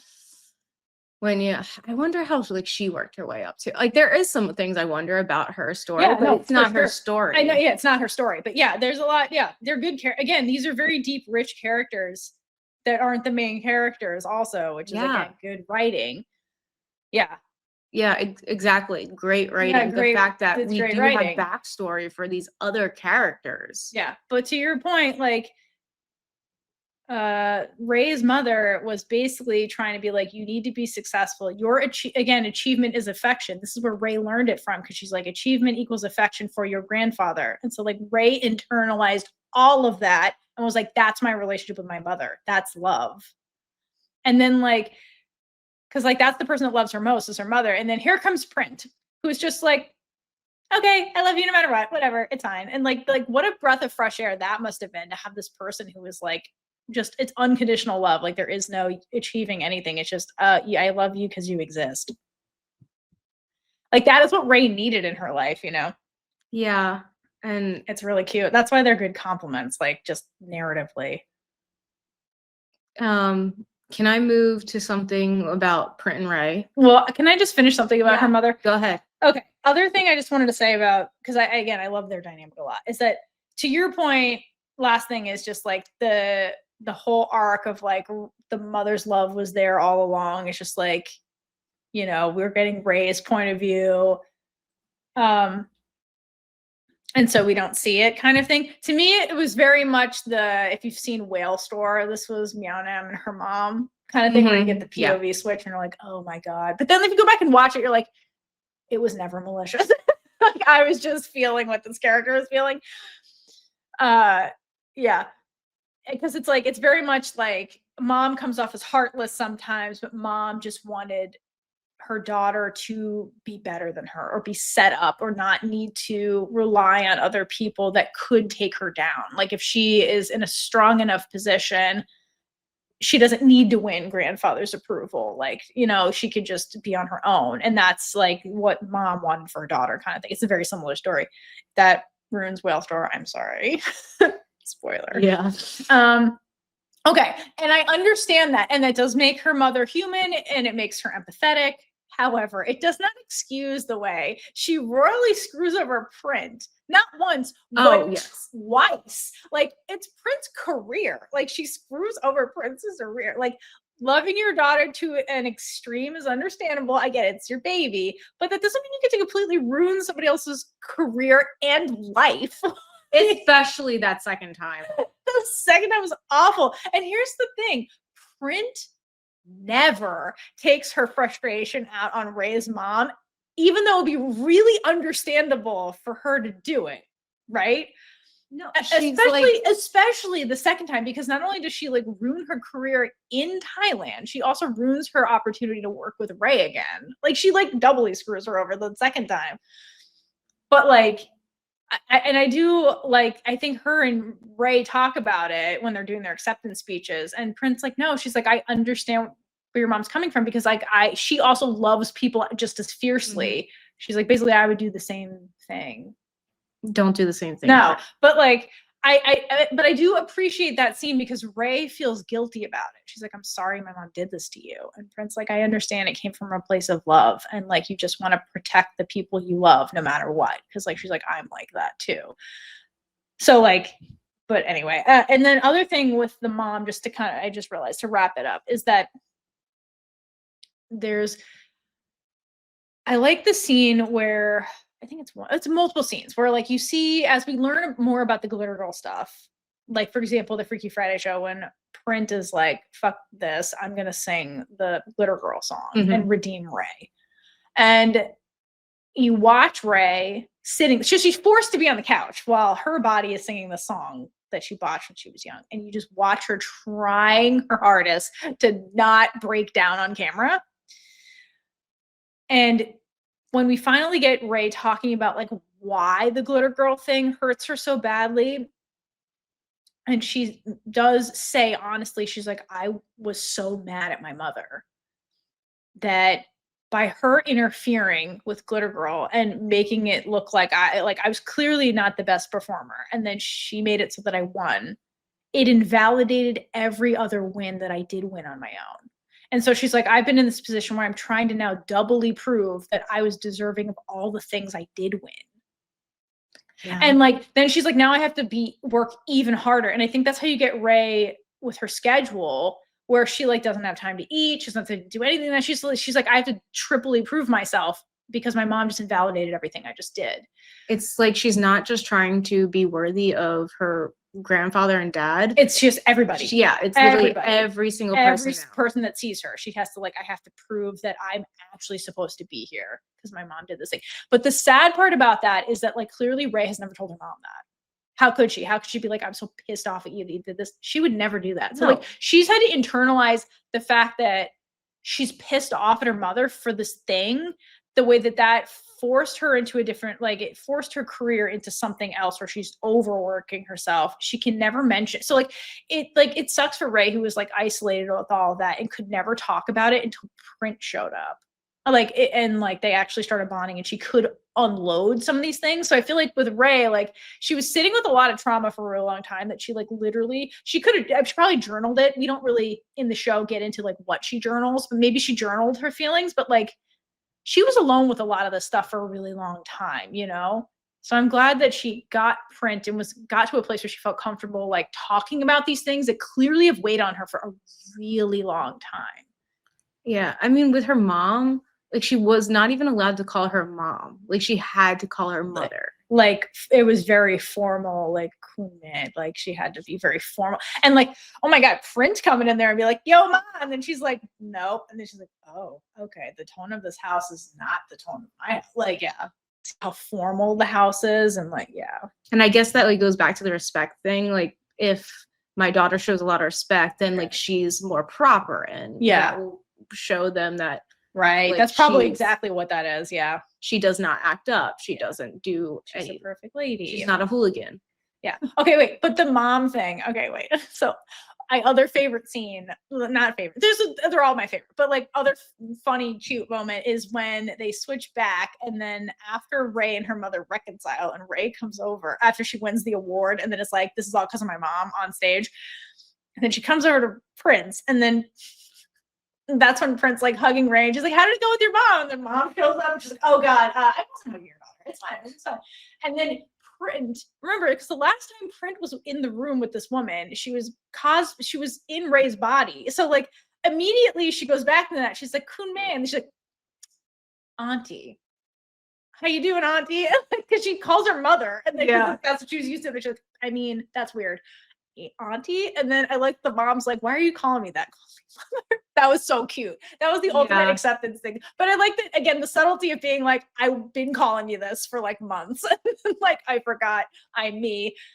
Yeah. So I like when they do the reason I'm bringing that up is I like the way this is written, and the fact that it's real. Like, if body swaps existed, you would think like she would do that, because she's like, I was used to doing this because I was being your daughter, but like, yeah, they're barely backing each other. right? No, it's very like that makes sense for her to have that slip up, like. It made the body swap thing feel realistic versus like, I'm back to being me. It's like it never happened. Yeah. Like, they have those things, but like, They have the callbacks to the body. Yes, no, and it was very subtle, like, in the dialogue. So that was really good. I liked that. Yeah, it was. And it was that whole conversation. I love it though, because it's so cute. Because like, obviously, mom comes over to tease the girlfriend, and then I like when Print's like, why are you here at my house? And she's like, I had to see my daughter's girlfriend's place. And I love how surprised Print is that Rey told her, because Rey was the one who was hesitant about telling people.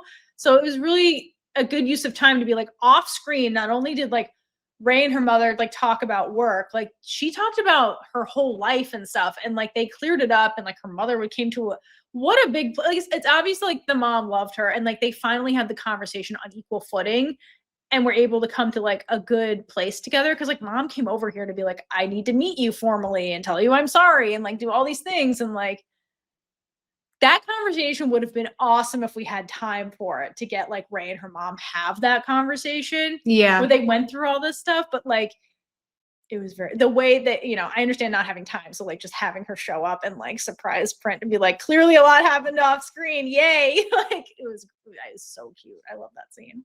I want to quickly go back to like the award show. Where like I understand that why they had Wanmai tell Rey about everything that was going on with the mistress and how the mom knew.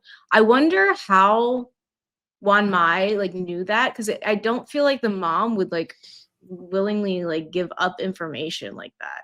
I feel like as the confidant who's like in that circle of the industry, maybe Wanmai saw it, caught something, and like she's damaged. Well, I assume maybe it's a damage control thing where like from mom's point of view, she's like, if this information gets out, it could harm Rey. So like Wanmai being the confidant for her mother, it would make sense for mom to be like, this is also something we need to keep under wraps. Okay.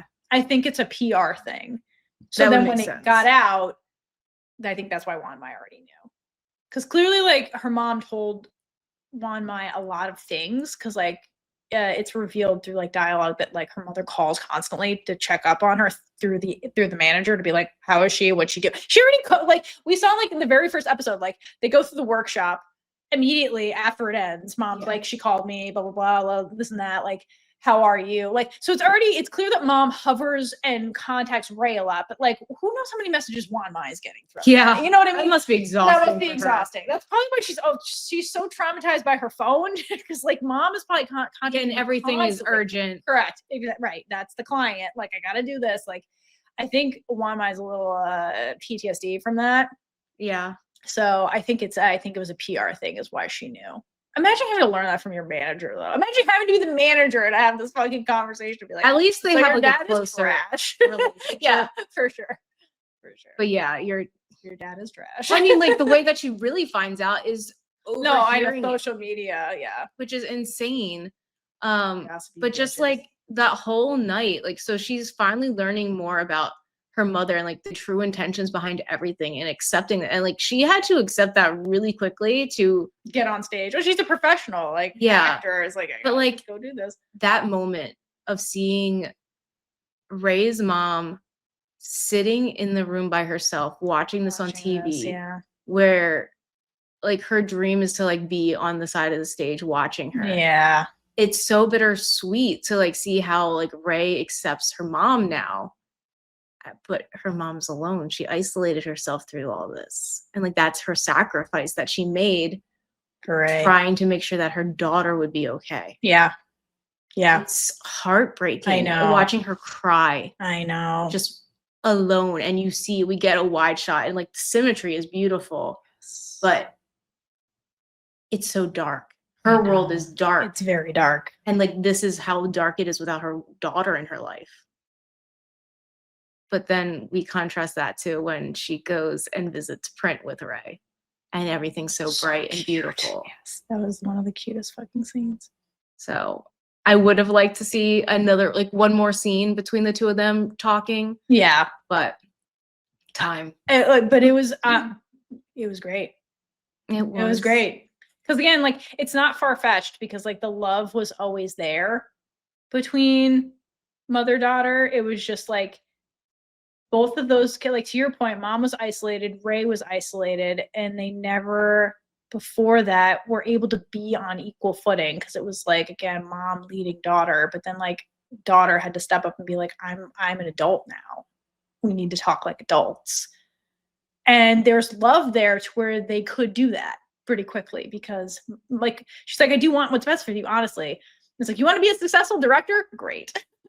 Still in the industry, I have contacts, and like mom was also being able to get back into acting herself too, so then her focus didn't have to be Rey all the time. You know what I mean? Because like, yeah, which I think was something she needed. So also that was her dream, but she couldn't go after her dream because she was so focused on her daughter and that, because like the family wouldn't be like, oh, the family would judge her for going after her dream and not supporting her daughter. Well, the other thing is she had to give it up while she was pregnant because it's a very female specific thing. Yeah. So that's they have some commentary in here. I know, it's very good. Especially something I want to talk about was the commentary on fandoms. Yeah, do it. Oh my god. So we first see it when A-Man and Rey have that commercial air. Yeah. And the comments coming in, like some of them were very supportive, like, oh, they look so cute. Like, and then you see Print in Rey's body in the bathtub. Like I feel like she was laying in the bathtub or something? Because like that's what my brain's remembering. She was in the bathroom. Just looking through the I don't remember. Through the comments. For some reason, I remember her like sitting in like an empty bathtub. Sure. I don't remember that, but go that's for it. really random. It's really not relevant, but go continue. No, it's not. But she's looking through it and she's like reading all these comments, and they're like, oh, she's just trying to use him.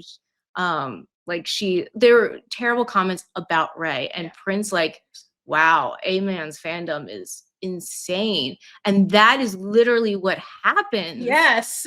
And it's insane. Like that should not be happening. And I love how like they're showing like these people see it. Yeah. And it's hurtful. This is not like death threats and like things like that. That should never happen. Just because you can't see the other person doesn't mean they're not on the other end reading this. And that's damaging. And you never, ever know the full story. No matter what they say, you never will know the full story. No. And there's stuff going on right now in like other fandoms that you will never know the full story. And you're not supposed to, because this is not your life. No. And you can't judge. You can't have an opinion on this. No. It's not your life. Right. And later with the stuff with Print, like she's like, I retracted everything. I got out. I did my part to like make things right. Yeah. When I realized things were wrong, but the faulty stuff she was selling. She was canceled because the people were like, well, Rey's mom, like Rey's mother, caused all the issues, and they were so quick to cancel it. They're so quick to judge without realizing that she did try to make up for it, and it ruined her career for a while. Yeah, for like 3 years. And that's insane. That is insane. Like people can't just take a moment to like really listen to her and be like, people make mistakes. That's a human trait. We can't be perfect because there's no such thing as perfection. No, it does not exist. Your actions will always negatively affect something else. Correct. There's always going to be somebody who doesn't like you, regardless of, there's nothing you do about it. Like, no matter what, there's always going to be people who don't like you just because they don't. So why did she not get an opportunity to just speak her part and be like, I backed out of this. I tried to I don't know what the word is. Like make up for what I did. Yeah. There was no reason. The thing is, like, she did do all that. It was just years ago, and like Yeah. the mom brought it up now. Yeah, so it's like it's you too can't. late. You're not allowed to grow as a person either. No, it's just like it's, I guess, a commentary on like the way news is spread now, and it's just, even if it's false, it's so fast that you can't undo it. Yeah. The only damage control was like, it's too late. The production company already is like, you're too toxic. We can't have you on this project. It's going to sink the project. And it's already out there. You need to get off of this. And so it was too late. And like auditioning, like they're like, who allowed her to audition? Like she's the one with the fresh scandal. Right, exactly. There's no way. And yeah. And like that's fair for them to say, because like you see how the people are attacking. Right. Everyone is so quick to attack the production as well. Right. To be like, wow, you got this horrible influencer person on here. Yeah. And there's no separation between the person. That's what I hate. There's no separation between, we'll just use Print as an example, Print the person and Print the persona that's acting. Like those live streams are her acting. Yes. And I like that you can see that it's acting. Like it's really subtle, but like some people are like, oh, that's a glimpse into their lives. It's like, no, it's not. It's all staged. Like, yeah, it was like, first of all, I love the live stream when they're cleaning Print's house. First of all, because I love that the actual Print, like they're both in their pajamas, first of all, and the actual Print looks half asleep and like doesn't want to be there. It's her house. And it's just like, clearly she woke her up and was like, we're doing this. And she just was pouting. But like you can, and I like the Rey's acting in that whole thing, because you can see that like when she's on camera, she's smiling and is like, this is really fun, and then turns it off and is immediately like, yeah, it's an act. Those are all acting. They are acting. They are paid to do that. That is one of my favorite scenes, is just like seeing her try to decompress right away after turning off that light, because that is so, it's real. You have to be on when the camera and light is on. You are on. You're not you. That live stream is not. You can. There's parts of you, like, because I don't want people to think that we're being fake. Like, no, like you're seeing parts of us, but you're never gonna like see everything. Like you can't. Right. You can't. And also, like, actors deserve that separation, like between their personal lives and like, their life on camera. But like, it is acting at the end of the day. When she's on live streams, it's acting. Her goal is to get you to engage with it and like make money, because that is her job. Yeah. It's literally her job, and that's okay. Making money and like selling things on live stream, because it's a job. You literally have to. You have to the money makes the world go round. Yeah. We're trapped in this capitalist hellhole. Like, there's nothing you can do about it. But yeah, so yeah, I like the subtlety of that. It's not preachy. It was very just like, yeah, they're acting. Like there were moments where truth on there that came out, which makes it cute to watch that, but like they were acting at the end of the day. Like they knew that camera was there. Like, because you have to. That's how you have to do those things. Like you have to know where the camera is, where your mic is. Like it's not, anyway. Now I'm preaching. No more preaching. Okay. I was gonna say something. Okay. Something that they got right in the show that I love that a lot of shows do not get right is the progression of Print and Rey's relationship. Particularly, I think it's between 5 and 6, where you have the episode where you have one character that figures out they have a crush on the other one, and then has to kind of navigate that and figure out what to like process their feelings. So it's Print processes the feelings because she recognizes them first, and has to figure out what the hell to do with them, because she's in the situation where she's forced close proximity to the other person, and there's a body swap, which is wild. But anyway, and has to like figure out what to do with this. And then I love that it transitions from, and we get to see, because we know as the audience what Print is feeling and thinking, and we get to see like Print try and navigate this. And so that's where you get like the jealousy thing, and she's like, why am I being jealous? I shouldn't be jealous, but I'm being jealous, and like this is weird, and like her kind of processing that. And then she finally gets to a point at the end of episode 5 where she tells somebody on a hot mic who she's into, while the person she's confessing about is listening to it. So then we transition into what I love is that Rey knows that Print likes her. And then we get an entire episode of Rey knowing that and then observing Print's behavior with that knowledge. And that's probably my favorite episode because I love that. And I love that Rey just gets to watch Print being Print because Print doesn't know this. And so they have like this is the death threat episode. And so they're in Saifon's house and Print is like trying to make her feel better because because Rey's in Print's body, the one getting the death threat. So she's like, let me make you breakfast. Let me do all these things. And let me be caretaking because that's who she is. And so Rey is watching all of this, knowing that like Print isn't trying to impress her to like get her to like her. Print is just being Print. And that's just who she is naturally. And it's so fucking cute to just watch that and just watch Rey enjoy having somebody just love her with no expectations.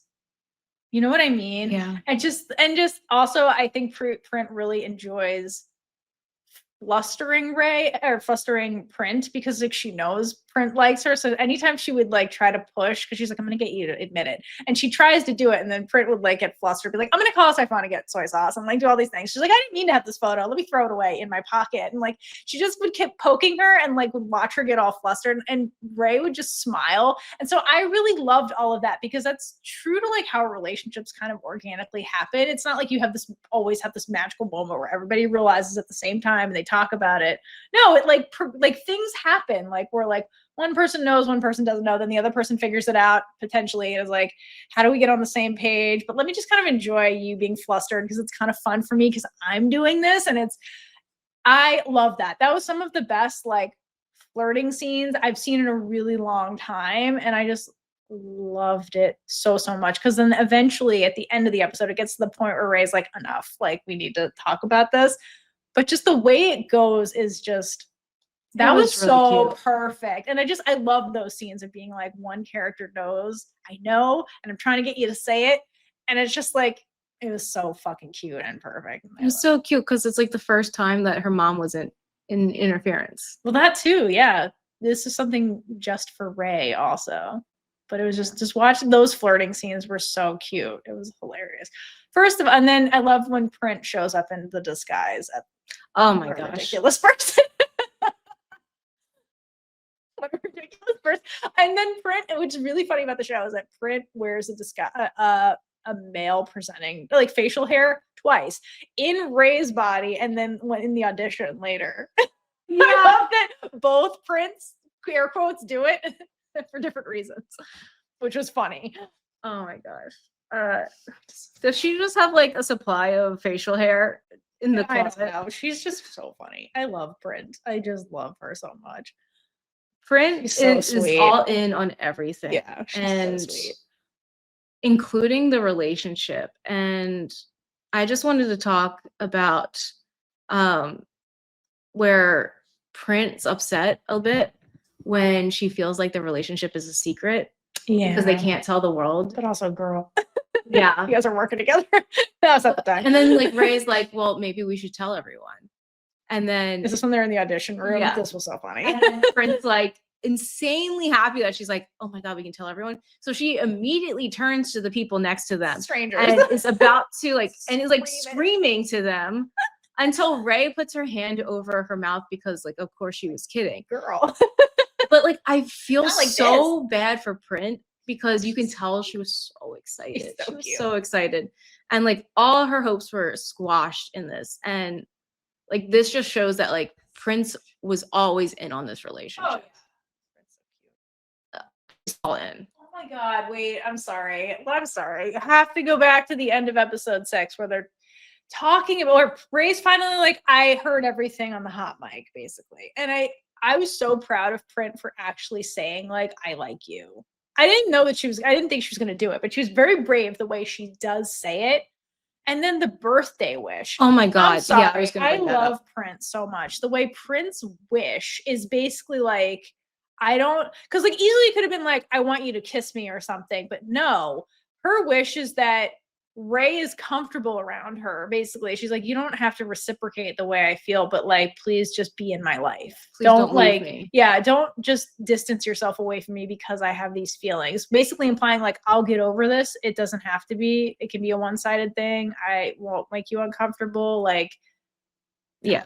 Oh my God, I was like, girl, again, the emotional maturity in their relationship is actually kind of insane. Like the fact that that's what she said was just like, oh, Print. You had like one day to process the fact that you have a crush on her, and then to come to that.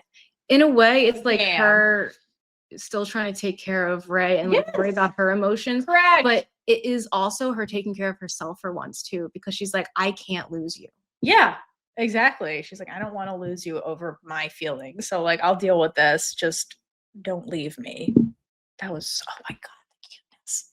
They're love very, very Print. cute. I love and it's Print so very, much. very It's mature so the way they both sweet. Ugh, I can't with did that. it. Exactly. Like I love their relationship so much and the way it unfolds. It's so good and beautiful.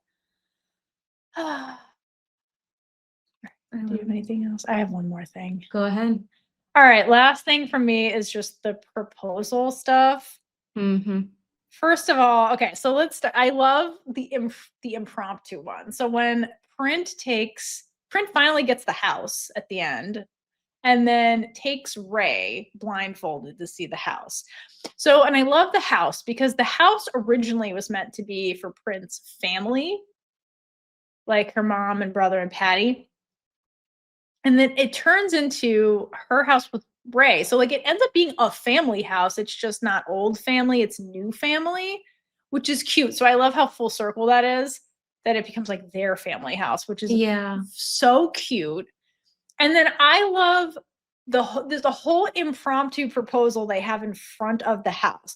Because as somebody who's married and been in a relationship like this, like not like that, but like been in a long-term relationship kind of like that, where like the way the dialogue went down is very real, where like eventually marriage kind of comes up and you like deal with it and kind of talk about it, usually before it happens kind of thing. And it's just the way this went down, it just clearly it was like unplanned, and the two of them independently had thought about it, which is that was my experience, where like independently you think about it like, oh yeah, I can see myself marrying this person kind of thing, and then eventually you talk about it like out of nowhere kind of thing.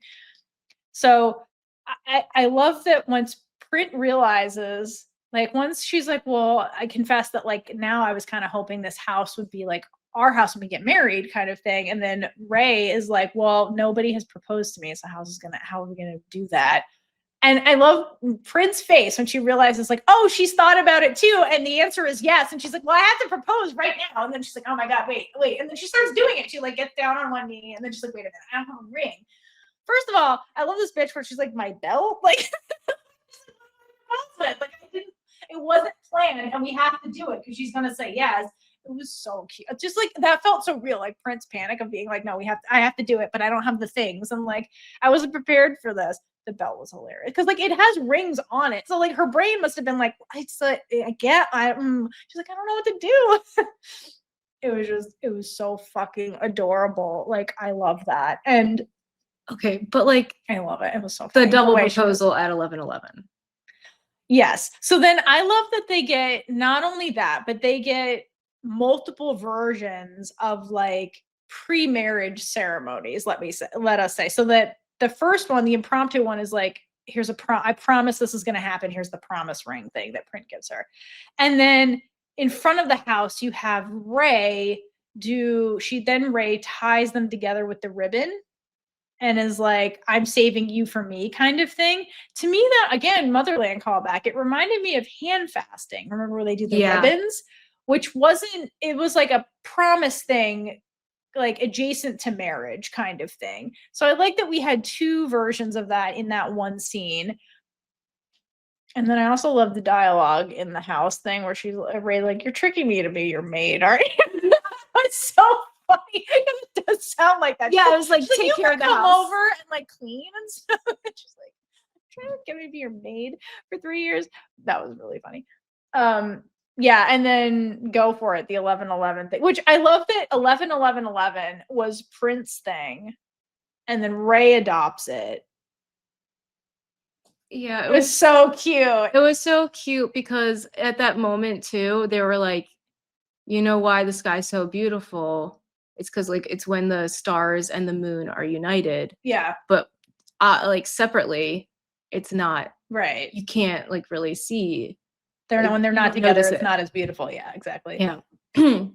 So then I love how Print starts with the proposal at 11:11 because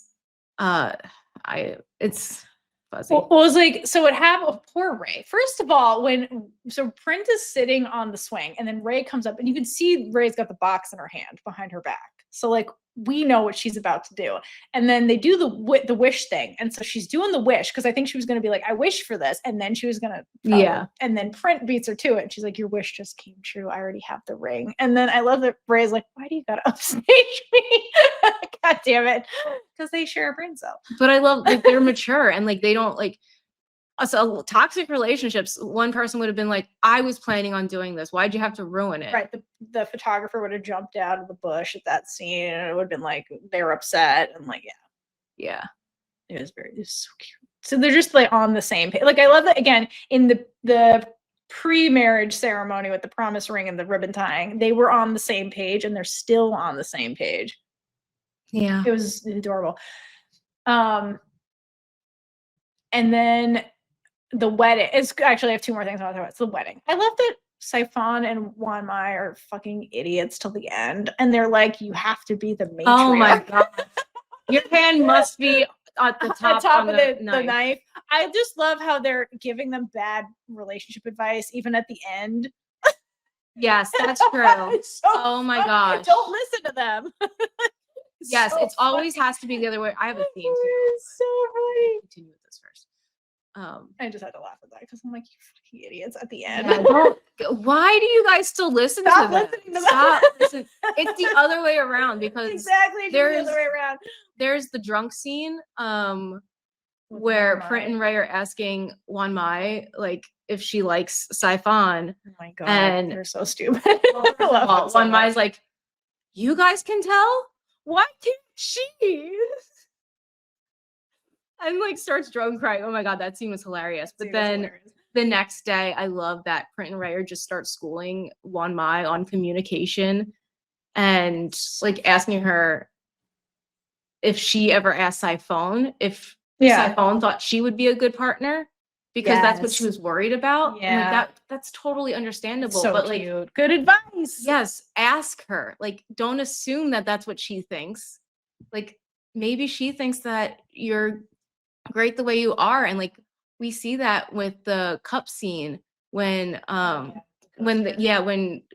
makes Saifon dinner and she's like, you want a U-Haul? Yes. And so Wanmai's like, to show that she can compromise and like she's committed, she puts her glass off the coaster, and then Saifon is like wipes down the table for the water ring and then puts the cup on there to show like they can both compromise, they can do this. But they're, again, that's not verbal, they show the way that they, and that's okay. Like acts of service is a love language, but like sometimes you need to talk. Sometimes you like, do need to talk. Like, I feel like this is a conversation they have a lot with Saifon and Wanmai, because I feel like they're the people that they call if they have like an argument and they're like, did you ask her? Yeah. No, go ask her. And like I can just see them in bed together on the phone with them, and they're like, and then they're like, how did that make you feel? Yeah. Oh my god, I love the four of their like. No, they're so cute. Oh, all four of them. And last thing I want to talk about, like for real, is the wardrobe. So I love particularly the evolution of Rey's wardrobe in particular. So obviously in the beginning, they have their own separate color palettes. Like Print is obviously just like straight up pink all the time. She's like loud, bubbly, like not that she's like her colors, like her wardrobe. She stands out. And then you have Rey, who's very muted, earth tones, dark colors. It's very like bland, like it's like white, black, tan. That's her color palette. She's not blending in, not standing out kind of thing. And then once they, obviously when they body swap, it's different. You can tell who's who based on the colors they're wearing because the personality is coming through. Like then Print's body is wearing beige and like, you know, that kind of thing. But it's after they swap where things get interesting. So like Rey, starts off back in her original color palette, but then over time, if you notice in her wardrobe, she parts putting more pink into her wardrobe, because like I think that's Print's impact on her, because Rey is more freely smiling and things like that and in a happier place. And particularly when they're separated, you'll see that like Rey will wear like pink undergarments like closer to her body, like when she's in the when she's doing her what is it, where she gets the directing gig and she's doing the talk thing in the auditorium. Oh yeah. If you notice, she's got a tan, I think it's like a tan vest and like jeans, but then like her bra is pink. And you see it's very subtle, but you see it. But so it's like she's always got Print with her. Like, and I think after they fight and then Print is sick and then Rey goes over there to take care of her. And then they have their sexy time scenes in their correct bodies. Oh, there's another thing I want to talk about. Yeah. When they have their sexy times in that correct body. When Print is taking off like the top layer that Rey is wearing, you'll see that the camisole she's wearing is pink. So like she keeps like, it's not like she's popping, but she's wearing Print's colors like close to her body. So I think that's like a subtle, like she's with me kind of thing that they're showing with the wardrobe. And it's like the way that her experience living through Print's life changed her in a way. But I think it's really cute. And it's like you don't draw your attention to it. You don't necessarily notice it, but like Rey does consistently do that where she wears like the color pink close to her body a lot, go after the swap kind of thing when they're in a better place with each other, which I fucking love that. It's more than just like color coding them. It's like also like a sign of like Rey's feelings towards Print, which is really fucking cute. It is. It's so cute. It's great. It is. And like shows how much thought has gone into every part of the production. Correct. Yeah. And Print does have subtle changes in her wardrobe too, where she does like, there's the scene where they're outside doing their fake acceptance speeches. Well, Rey's fake acceptance speech, like Print is wearing like a top that has like stripes on it and it's got beige and pink. So it's like both of their colors. And then in that scene, Rey has like she's wearing something beige and then a tie that's pink. So like they're on the same page in that scene color wise with their wardrobe, which is really cute. And I like that. And it's just like natural kind of thing. Okay, last thing for real is favorite thing. Their intimate scenes. In general, they're all really good. Like all of them in the show are excellent. The side bitches were the most ridiculous. Yeah, they were. They were absurd. Like I'm not saying they're bad. They're hilarious because they are hilarious. I'm sorry, the scene where like Wanmai is like, I'm gonna make you dinner, and then Saifon's like, that means sex, and she's like, no, I'm actually cooking it. Like, that was so funny. She like attacks her the minute she comes to the apartment, and then she's like, oh, this is actually dinner. Like, they're so yeah, it just shows like how stupid they are. Yeah, Wanmai is like, no, I really want this relationship. No, I'm committed to it. That was so funny. Like they're just like, oh, yeah. They're just so dumb. Anyway, I just love how stupid they are. I don't know if you want to talk about any of their scenes before Print and Rey, but like they were, oh my god, that one was really funny. I know they're very different than Print and Rey's, and like it just shows like their personalities and like the difference in the relationships. Yes, I don't have much to say. I just said I love them. I love them so much. They're so funny. Anyway, so then I like, again, like I mentioned earlier, like all of the intimate scenes do mean something for the context of like where they're at. But I thought they did a good job with each of everybody's scenes of like the scene meant something more than just like they want to have sex with each other kind of thing. It was like, again, like Wanmai and Saifon's their first like really intimate scene was just like, again, that explosion of like, if they've been in a will they won't they pattern for a really long time and it's like enough, we need to do this kind of thing. And it was just like a very passionate, explosive thing that they were doing. It was like this was long overdue, and like the scene read like that, right? And then you have the punish me sexy time thing was ridiculous, and yes. Like that was absurd. First of all, the fact that I was like, no, really, sign this contract was the funniest part to me. I was like, really? He didn't make her sign it. It was really funny. She's like, but I'm still serious about sign this. Yeah. That was my favorite part. She's like, no, for real though. But I love how like even later she's the one who is still committed to work too, because like they both want to. Yeah. But it was just really, that was so funny. Okay, but Print and Rey, I like the way they. Okay, first of all, the fact that this was a body swap show, and then they did have intimate moments, and it wasn't weird, was awesome, because you did have build up to stuff where they're like, maybe this is kind of weird. We're in different. This is kind of weird. You're in my body, and I like that they acknowledge that, like the characters. But then it's like one of those things where, like, again, the narrative is like your souls are bound forever, and you're gonna like you are me, I am you kind of thing.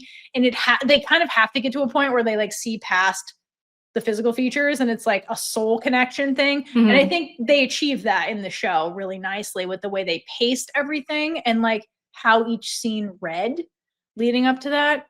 So I like that you had basically scenes where they were kind of getting intimate, and then they're like, no, wait. And then it's like, they're like, we don't know when this is going to be over. Let's be honest. And they get to the part where they're like, well, I'm at the point where like, I see your soul kind of thing when I look at you kind of thing. I don't really see my face. I see you beneath the mask kind of thing. And so then we get the explicit shot, which is really great, where you get the mirror and you actually see what they see, which is the souls, not the bodies.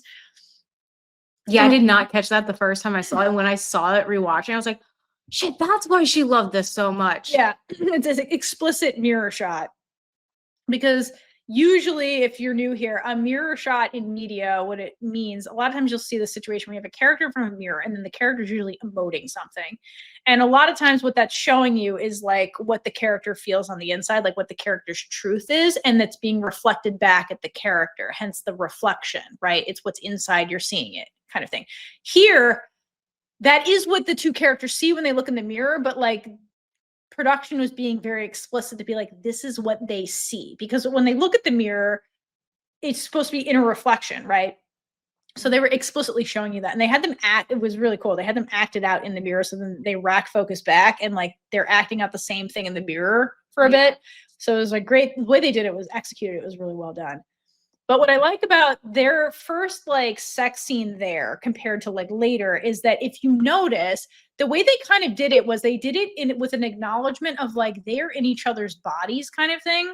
So like they had this really unique opportunity, okay, that nobody else can have when having these scenes, because it's a body swap situation. So it's like the person that's into the other person is in the other person's body, which is a weird sentence. So then it's like normally, like, we all know how sex works. Like, you're gonna have sex with the other person's body, but like because the person's in that body, the way they did it is they had the like Print's in Rey's body, like they were like almost like mutually masturbating kind of thing, but it's like not, because you're in that person's body. So like the way, again, they took the body swap and they did something that only they could do. Only you could have done this, Queendom.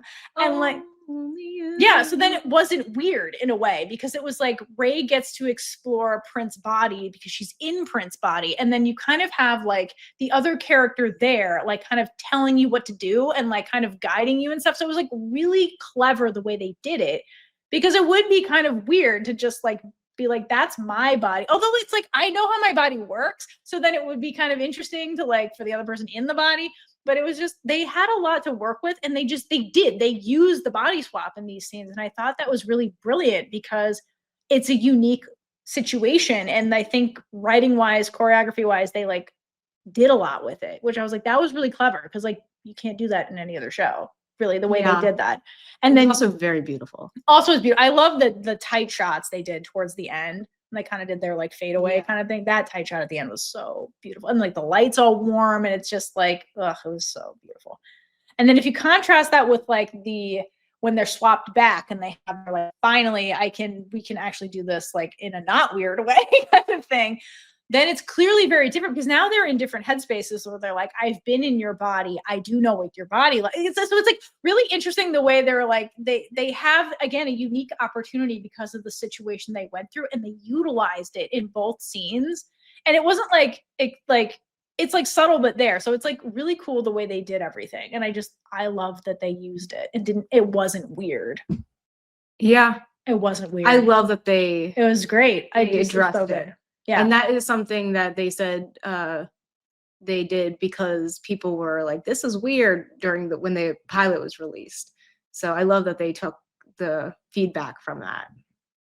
It's just, that's what, like, they made it better by listening. Yeah, no, and like I think that they acknowledged it and then explored it. The exploring part is what I really like, because it's a very, nobody else has the opportunity to do that, and they leaned into it too, and we're like, how would this go down? Yeah. And they did a great job, like, honestly, like, and it just, then you get, again, like, the scenes are different because you have like this exploration of like us in this weird situation, but we're seeing past that, but like, how do we actually do this? And they, and I just thought it was great. I just, like, again, I love the way they executed everything. Yeah, it was great. I love it. So bottom line, the show was really, really, really so well done. good. Everything was so good about it. No, yeah, I honestly have nothing negative to say, and I'm not just saying that. Like, I really mean that. I have nothing negative to say about it. Everything was so on point. It really was. Like, everything. Like, obviously, I would love more of certain aspects, but I think the story is complete. Like, it's not like my greediness would like change anything. Like, I thought it was perfect the way it was written. Like, I really wouldn't change anything. I saw some chatter that some people thought the pacing was off in the last episode. I didn't think that. I'm like glad we didn't dwell in the gap, like the 3-year gap. Yeah. Like, I thought it was fine. I didn't have any qualms with the pacing. I thought it was okay. Like, there's no reason to like stay in the gap or anything. Yeah, I think some people thought that maybe the Rey and her mom thing was rushed. Yeah, and I mean, that's fair because we did not get one scene like with them like really talking about it. I would have liked the addition to that, but like, honestly, like, I think it was fine. I think it was fine. I think they did a good job of establishing the fact that they were close, but they clearly didn't communicate. And then they loved each other so much that I think it wasn't far-fetched that those characters could have the conversation off screen very quickly. Like, they probably had a whole night of sobbing and crying and holding each other. You know what I mean? And then like the next day we're fine. And like, because there was so much love established between them and it was evident the entire show, I don't think it's far-fetched. What I think would be far-fetched is if she went and talked to her dad and then suddenly the dad showed up and did that, that would be far-fetched. Yeah, if like the family was like, oh, we'd always accept you. Right, no, exactly. If the dad showed up with them. Yeah, especially the grandfather too. Right, and the grandfather were there at Print's house. Like, that would have been weird because it's like literally nothing was established that like these characters were capable of change and like loved Rey genuinely. So like, but the mom was always there. So I think it was fine. Honestly, I don't have any qualms. I thought it worked personally.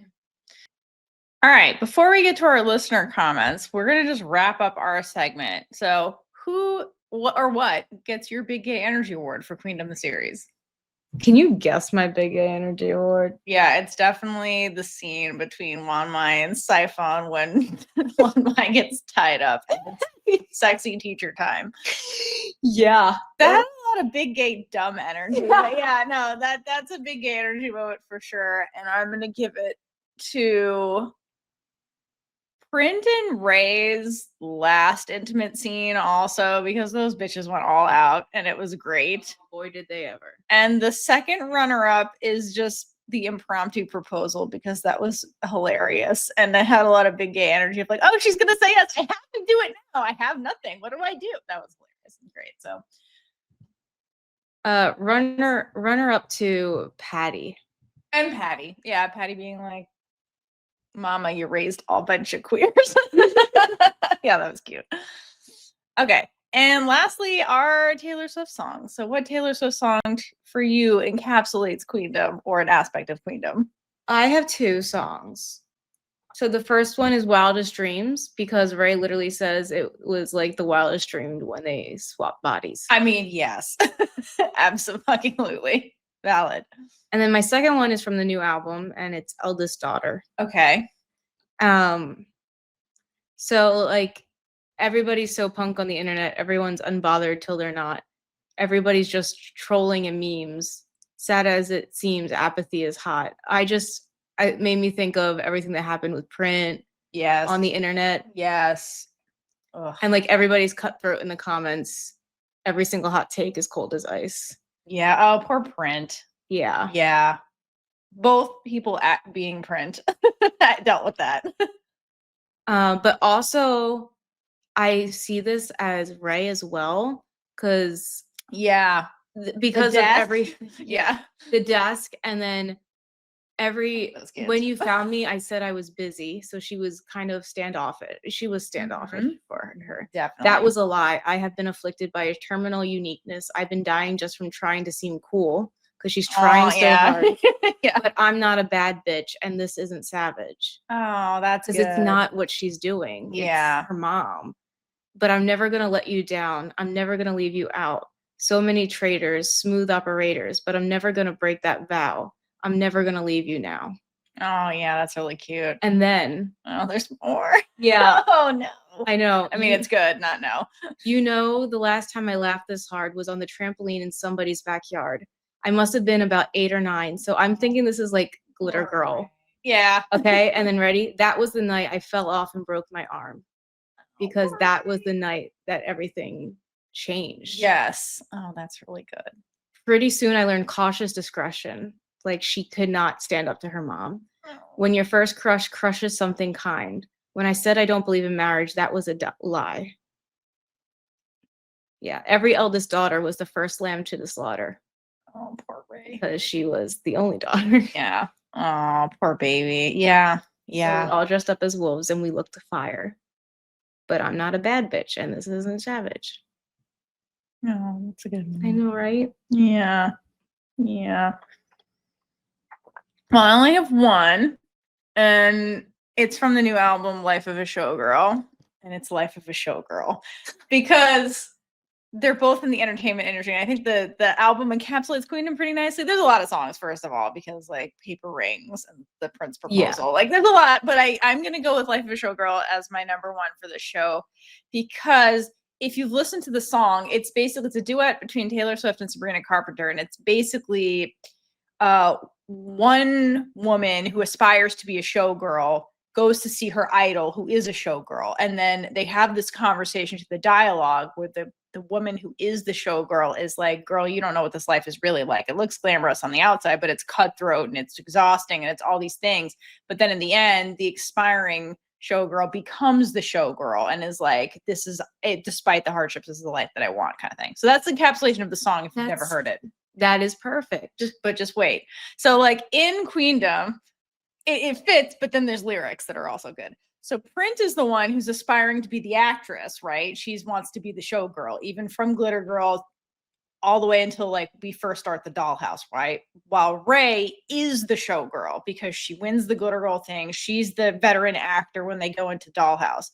And so at the start of the series, Print is making her debut as the showgirl, air quotes, and Rey serves as her mentor, kind of like Sabrina Carpenter and Taylor Swift in the song. And this song is really about like those two women and like how they both become showgirls in the end. So like in Queendom, the veteran showgirl Rey is giving the newbie Print a glimpse behind the glamorous curtain into the showbiz life.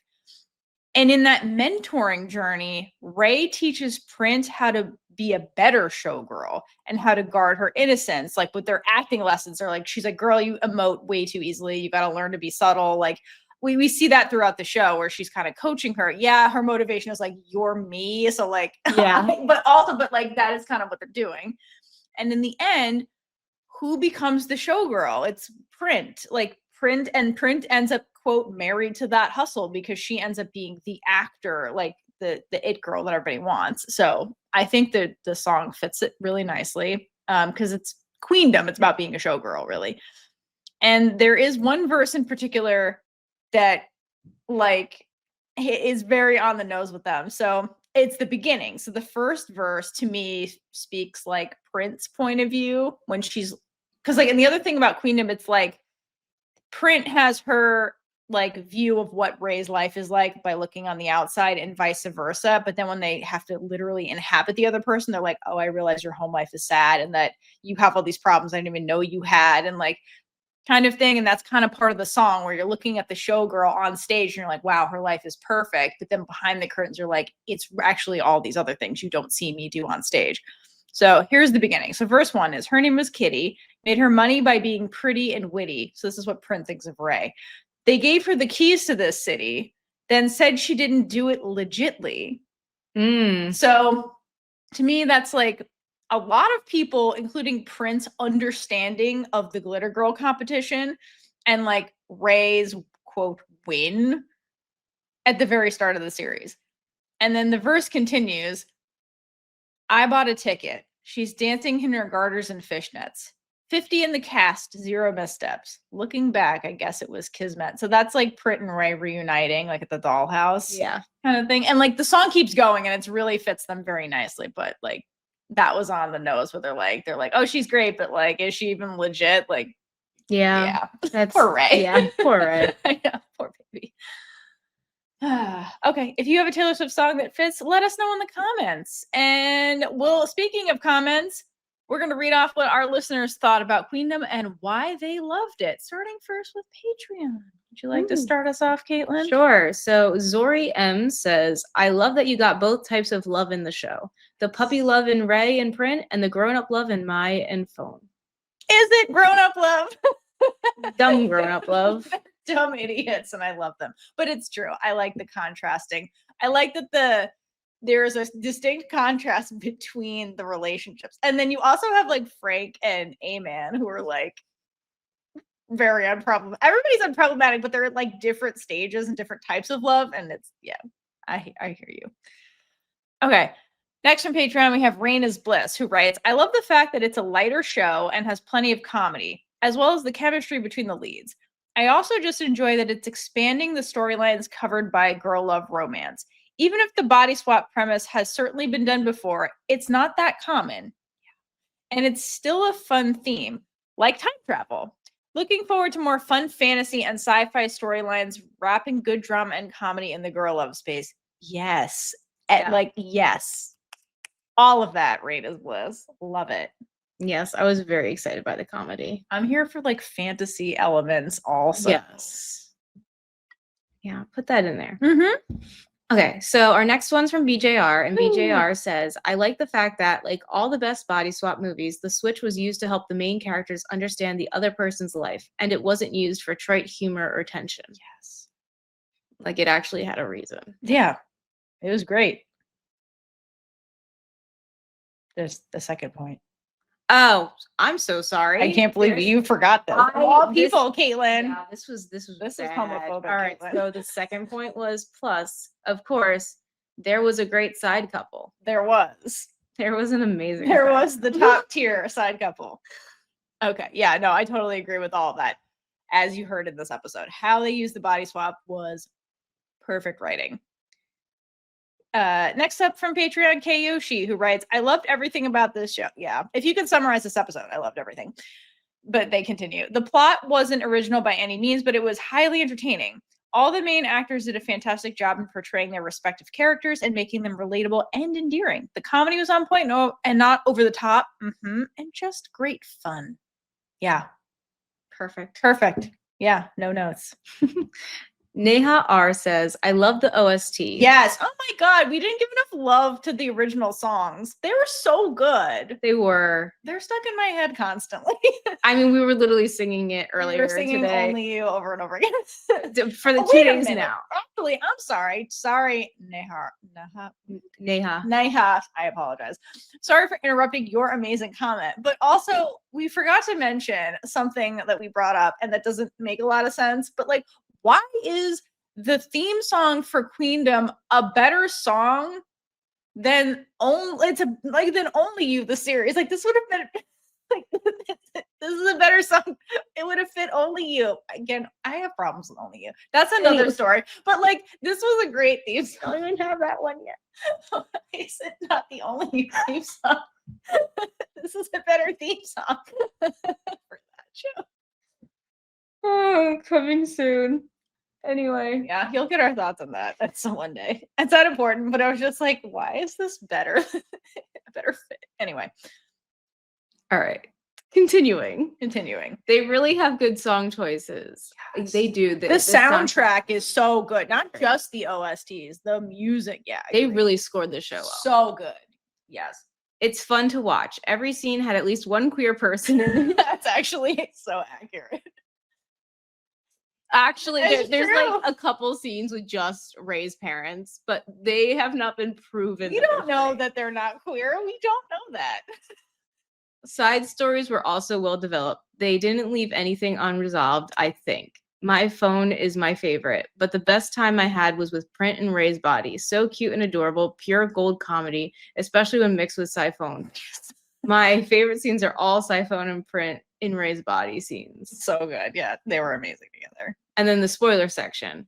I never thought Mai would be such a softie by the end. Boy, did she get Oh soft. my god. Yeah, she was. I thought Ray's mom would be a huge hurdle. She was. Like other stories with emotions, but I love how Ray shows huge growth by the end by standing up to her mom and walk away without having any internal conflict at the moment.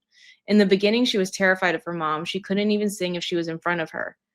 Print and Rey really support each other. I love their relationship. Yes, their relationship means everything. It's so fucking good. All right, next, last but not least, from Patreon, we have Cassie M, who writes, I love how uncomplicated the relationship of Print and Rey was. Once the competitions were not a factor anymore, they fell for each other pretty much instantly and didn't let the body swapping stop them, in parentheses, much, from exploring their feelings. I liked Wanmai and Saifon, even if they stayed on the comedy side of things for most of the runtime. I thought that was a positive. I did like that. I also like how the family backstories of Rey with her high class, but in the end, low quality family. That's accurate. And Print, who missed her father, but had the more grounded family connection. Yeah, I like their contrasting backstories and family stuff. That's a good point. Lastly, the body swapping in the end wasn't as big of a deal as expected, but I found the portrayal of Rey as Print and Print as Rey to be accurate. I believe the body swap versions were, parentheses, from what little BTS footage I watched, and parentheses, actually closer to the real life personalities of Ahwang and Pam that they're to their dedicated characters. But as they only played them for 3.5 episodes, that's okay. If you listen to our interviews with Beam and Ned, the director and the producer, you will get confirmation of that and more about how they were casted and why. Check those out if you haven't already. They're very insightful. And if you were watching this the day it was released, Ned's interview coming on Monday. Oh, yes. Correct. All right. So our next section of comments come from YouTube. And our first one is from Sweet Potato 0505. And I just want sweet potatoes now. Yeah. God damn Love you. sweet potatoes. You did that on purpose. Preferably in fry form. Anyway, I love all of it. The humor, their chemistry, the story, their lines, their fight, and the emotional times. Wow! I really love this series, to be honest. But my most fave moment is when Rey won the award and started talking about her mom. That made me emotional. I realized that it can be true because of Ahwang's mom. Sad face. Yeah, sad face. And I just literally did that. I don't know. I just felt like crying that time. I hope it gains more popularity because it's so underrated. I hope you guys enjoy watching this. I didn't even think of that. That's sad. Enjoy is an understatement, Sweet Potato. But yeah, no, Yes. hit the nail on the I head. definitely did. Oh, sweet Jesus. Yeah. You guys. All right. Crimson Studios decided to write a novel. And you know what? That's great. Let's go, Crimson Studios. Okay. So Crimson Studios writes, it's hilarious, which the original pilot did not make clear. That's absolute fact. That's true. It didn't make it clear. I really did not like the pilot trailer thingy. I love that you say pilot trailer thingy because that's what we That is what we call it, Crimson Studios. I will say the creators did take all feedback and did a good job of changing things. But yeah, I mean, its body swaps are weird, man, but they did a great job. Anyway, Crimson Studio continues. Anyhow, the show is great. The star of the show is honestly the actors themselves. Like all of them, they all did great, honestly. Ahwang and Pam did an amazing job to sell us on the body swap. Excuse me. I have to cough, sorry. And Lynn is just Lynn. I mean, look at her. Do I need to explain? You don't. And of course, is it Prow? I think. Yeah, Prow. Prow is MVP of the show. Saifon saying that my favorite character is Saifon is an estimate. Yeah, me saying that. Sorry, understatement. First of all, we are of similar age and she's extremely funny and I love her story with loving someone like Wanmai who's clearly has commitment issues. She's talking issues. She's a bag of issues, yeah. And what she did to Fawn was not okay, but you can't really choose who to love, even if it's the crappiest woman. Studios. Oh no! I also love how much she's invested in Rey and Print's relationship. It's crazy. She's crazy. I love her a lot. Oh my god. I didn't read this whole comment before reading this on the air, so this is all new to me. This is great. Yeah, I didn't read the full thing either. Oh my god, sorry. We're still going. That's chapter 1. Crimson Studio, chapter 2. Another thing I love is the conversation about nepotism. Yes, we have here. Rey clearly didn't deserve to win the Glitter Girl contest, and she knows it, but because of her mom, she did. And Print was harmed by that. She didn't get access to resources that might have helped her in her career because of Rey, who probably didn't need them. Oh, this is so true. But her mom wanted her to win anyway and trampled all of her Print's dreams in the process. And I feel that played a role in Print kind of resenting Rey because of it and distancing herself from Rey. Parentheses. I think that would hurt Rey the most, not the other stuff that happened with her. And that, in my opinion, was the turning point where the rivalry turned into bitterness. And parentheses. Yeah, valid. Because they were smiling before that. The way I read Rey and Print is basically two people who have been friends since they were children and have been competing with one another ever since. You can tell that Print had feelings for Rey from the start. Because of the Glitter Girl incident, she felt betrayed and distanced herself from Rey. So Crimson Studio is basically saying Print fell first when I asked that question earlier. Well, Rey always saw Print as her perfect foil who can do everything without even trying. And she's not wrong, which boiled up to becoming envious. And the thought of Print hating her, this was on Rey's head probably. Yes, we got you. Made this envy turn into hatred, and nothing shows that more than the scene with them fooling around in their old school and the mirror scene. Emotion. I don't know what that emoji is. It doesn't matter. Contentment. Contentment. Fun stuff. I love when a show makes me think that hard about something as simple as character intentions. Only other thing that made me think like that was Pluto and Bloom into You. Pluto, oh my god. The hours we spent talking about Pluto, because that is accurate in Crimson Studios. You are correct. Also, the dog. Can you bring this up?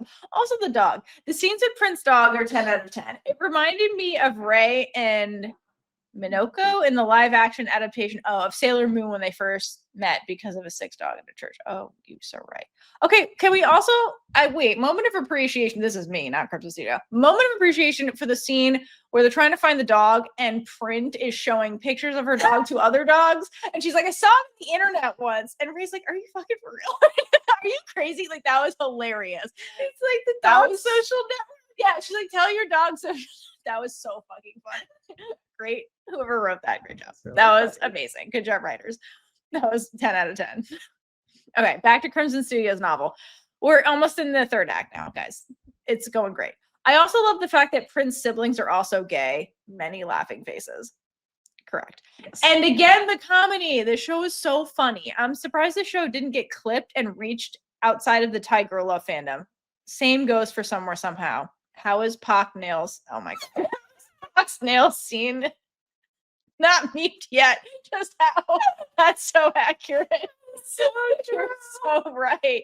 That's actual. These are actual crimes that these shows, those moments are not memed. You are absolutely. We should make that happen somehow. Everybody out there, start the memes. Let's go. And tag us. And Crimson Studio if you can. Also, the mysterious person is 100% God. Yeah, that's what we call the mysterious person God. She's the god of gay. If I ever learned anything from Greek and Norse mythology and Journey to the West, is that gods love to take the form of mysterious people. Honestly, you're not wrong. Okay, that was Crimson Studios thoughts. All of that was amazing. Thank you for writing all of that. That was fucking awesome. Thank you. Oh, that was so good. I love when you can like tell somebody's personality from their comment. No, it's the best. All right, our last YouTube comment is from LV1123. Where to start? Laughing face. I love the chemistry. The series is relaxing, healing, and comical, but when Print and Rey have their serious conversations and moments, those are my favorites. There's also so many beautiful shot scenes. Yes. Yes. I just love it so much. These are exclamation points, by the way, at the end. I'm not actually.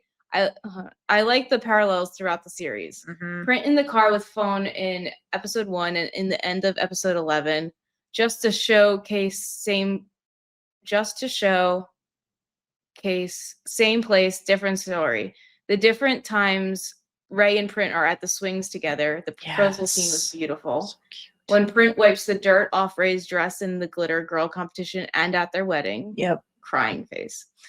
The photo booth when they were still on bad terms and then after they got together. Yes. It was so cute. The consistency of 11:11. Them discussing what they like about each other and then the re-talk about it after they switched back. Yes. When they stargazed. Oh, that was really cute too. When Rey helped Print with the script. Just how they simply talk about their issues and don't linger too long around it. Love the confession. It's just so straightforward that it's refreshing. Yes. Queendom is definitely in my top favorites this year, maybe even top. Agreed. But it definitely kept me hooked throughout. Heart hands. Yeah. It's definitely one of my favorite shows ever. I'm throwing that out there right now. It's a perfect show as far as I'm concerned.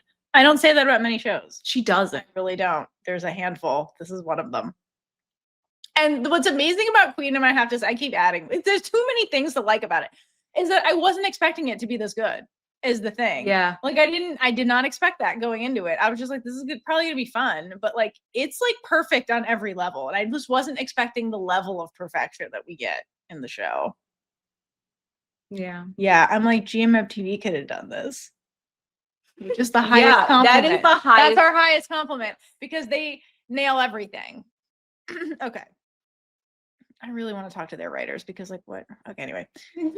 Especially about us, the series. Anyway, let's move over to Instagram. So we have Ems dot 84. Thank you for interacting with us. You interact with us consistently and we appreciate you. So they write.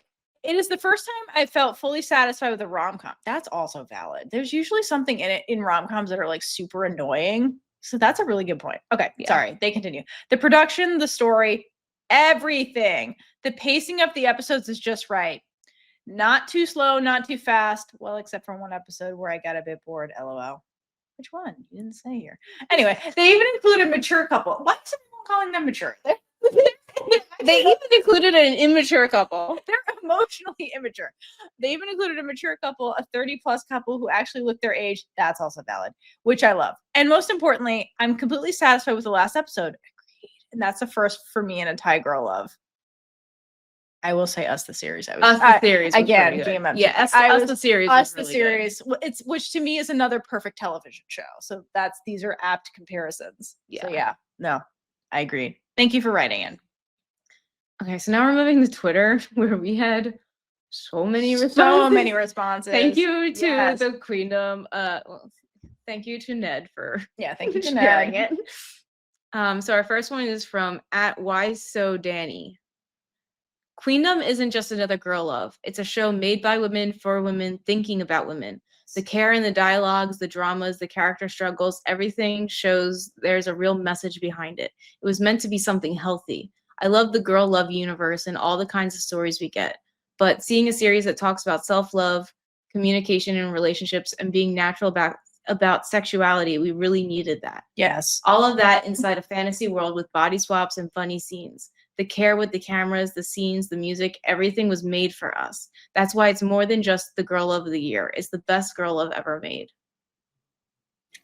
You said facts. That's poetry. You said facts.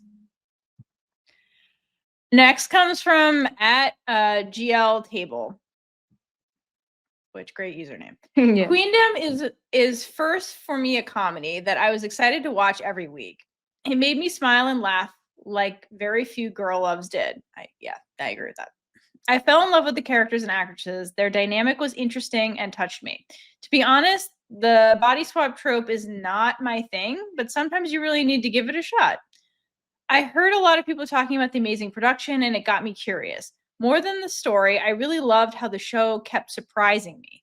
Like the very first sex scene of Print and Rey was so well done through and through. To pass what you see and just let your heart speak, that was beautiful. Oh, yes. Yes.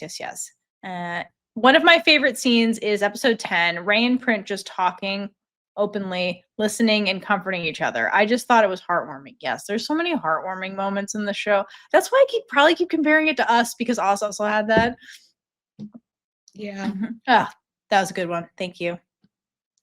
All right, the next one. I can't mute myself. Yeah, it's fine. Thank you. You keep getting the very long ones. Anyway, It's all good. the next comment is from Cryptics. I hope we got that right. I think I just really love Queendom because it feels like I'm getting a warm hug every time I watch it. And I think it would be nice if more people could experience that too. You know what? Everyone should experience. Yes. Spread the love that is Queendom. All right. Then we got Yuki 2. The production team of Queendom knows exactly what they want to film and what they are filming. They understand each other's situations, listen to each other's inner voices, openly talk about their guilt and difficult feelings, and heal past pains with love. The emotional development between the characters feels very natural and clear. The time they spent together allowed both of them to see themselves and each other clearly, to fall in love with themselves and each other, and to face challenges hand in hand. Yeah, side note. The self-love stuff in the show, also phenomenal, fantastic. For not just Print and Rey, but like Print's mom, Rey's mom. That was a good theme. Good point. Thank you. To continue. Our mouths are for speaking, to resolve issues, to be brave, to be honest with our loved ones, to express our needs to our families, to let go of being too hard on ourselves, and to accept all the changes in life. Isn't this a form of female self-awareness and growth? Question mark? Yes. I say yes. My favorite scene is when they propose to each other while sitting down at the same time. At that moment, I heard their overlapping voices and truly felt the equality and respect in their love. It breaks away from the fixed gender stereotypes seen in many. You wrote BG, but I don't know if you meant boy loves, girl loves. We'll just say dramas. In many girl love dramas, it's usually the more, quote, masculine character who proposes. These are facts right here. But Queendom breaks this pattern. They are both girls, and they both contribute to the relationship. It's not about who gives more or less. They are truly equal. Yes. Unless you ask Wanmai and Saifon, then it's whoever has their hand on the top. Of right. Who's the matriarch of the... That was ridiculous. Yes. Don't ask them questions. They're not the mature ones. Anyway, to continue. I really love the entire production team. So do we. They're absolutely amazing, from the director and screenwriter to the editors, cinematographers, lighting crew, and music composers. They did a fantastic job. Such a dedicated team deserves a lot of praise and recognition. Where are their awards? Give them awards. You're getting... Actually, you know what? The production team gets the Big Energy Award. Yes. We changed our mind. we changed our mind, and Theodore decided that. I decided that. I agree. Yeah, because like all the scenes we mentioned, they created them. So you know what? You get... Yeah. Thank you, listener. Okay, lastly, Queendom creates a perfect utopian world for girl love dramas. It belongs to all women. You are the best. Oh, that was such a good... Thank you for writing that. That was beautiful. Yeah. That was like a warm hug and a comment also. Yes. All right, our next comment is from @bitgene2. Queendom. There's no word strong enough to describe how good this series is. It gave me hope that positivity and goodness still exist in spite of everything. It's like every part of the series leans toward the brighter side of life. Oh my God. Boy, do we all need that. Also a very good point. That also makes it a breath of fresh air, to be honest. Okay, @WindyDay0515 writes, I watched this without 0516. I watched this without any expectations, but it completely blew my mind. It became my top girl love series. Yes. After watching it, I can't stop thinking about it. I've been spending my days fangirling over Pam R. Huang and counting down every Thursday. What I love most is the chemistry and dynamics between all the leads. The story beautifully tackles self-love and acceptance, how you learn to embrace your imperfections and see someone beyond their physical appearance. The mirror scenes, absolutely chef's kiss. Many emotional emojis. The way Rey and Print, Pam R. Huang, stare at each other, it gives me butterflies in my stomach. Favorite scenes? All of them. I honestly love every corner of this series. The writing and directing are just so well done. It's such a beautiful representation of the woman-loving woman community. and I'll never get tired of rewatching it. It's truly become my comfort series. So refreshing and heartfelt to have this kind of representation. Yes, yes, yes. It's just positive representation, period, which is so good. Yeah. All right. Next comments from @y'all_Lee. I feel it from the series that it really comes from females' perspective. The first time I feel so comfortable in watching. It truly respects LGBTQ plus women, and women. Plots and dialogues are so natural that I can't think of this topic when watching. Society needs more series like this. Yes. Favorite moments. Besides the emotional pull between after they are together, they all give each other some of their space to each other.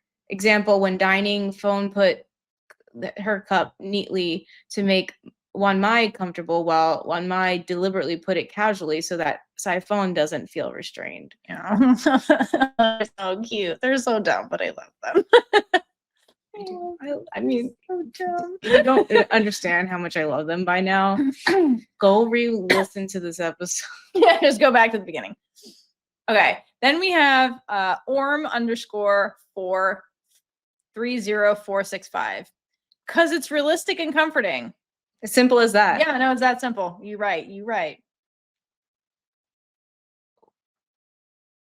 Okay, so our last Twitter one, I forgot that. I tried really hard to figure out this pronunciation. So according to Google's AI, Wudachichi? No, Wudachichi 0519. I'm so stoked to share how I feel about Queendom. Woo! It's not just a girl love drama. Seriously, it's camera work, editing, and background music all hit different. The plot's tight with no fluff, and the makeup and styling are trendy, but not over the top. That's so true. Yes. I can't even put into words how good this show is. Well, you are, but thank you. There's not enough words, Yeah. honestly. Also, a huge thank you to everyone who worked on Queendom. The actors in front of the camera are amazing, and the crew behind the scenes killed it too. The show wouldn't be half as great without you all. Lastly, watching Queendom gave me so much joy. Even when my life felt boring, the show always cheered me up. That's why I love it so much. Oh, and fun fact, this is the first high girl love drama I've ever watched. Okay, way to start at the top. It's all downhill. It's not all I know. downhill. I'm just kidding. I'm kidding. Low. You set the bar really high with your girl loves. Good. Watch us the series. Yeah, that's your next one. That's your next one. That's your homework. Okay. And then lastly, we had 2 write-ins from TikTok. One, no faith in this world is one person, and then there's somebody else whose name I don't have up. But basically, both of you wrote the side bitches, essentially. You love Saifon and Wanmai, which, yeah, that's a great reason to love Queendom. They're my heart. Yeah, no, it's accurate.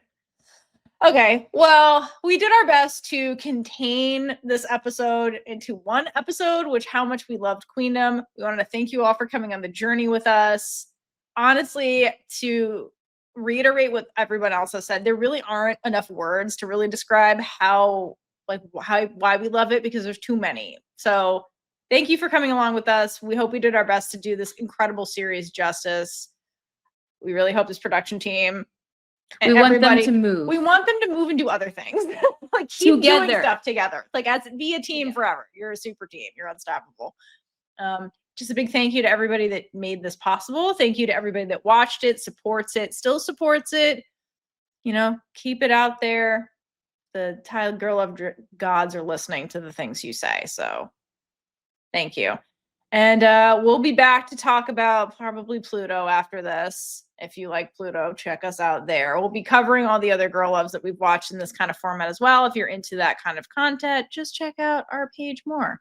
So thank you again. And until next time, hydrate for lesbian Jesus. And get it up all over the place. Bye. And with that, we've been Big Gay Energy. If you like this episode, check out all our other episodes right here on YouTube. Please like, leave a comment below, and subscribe for more amazing super gay content.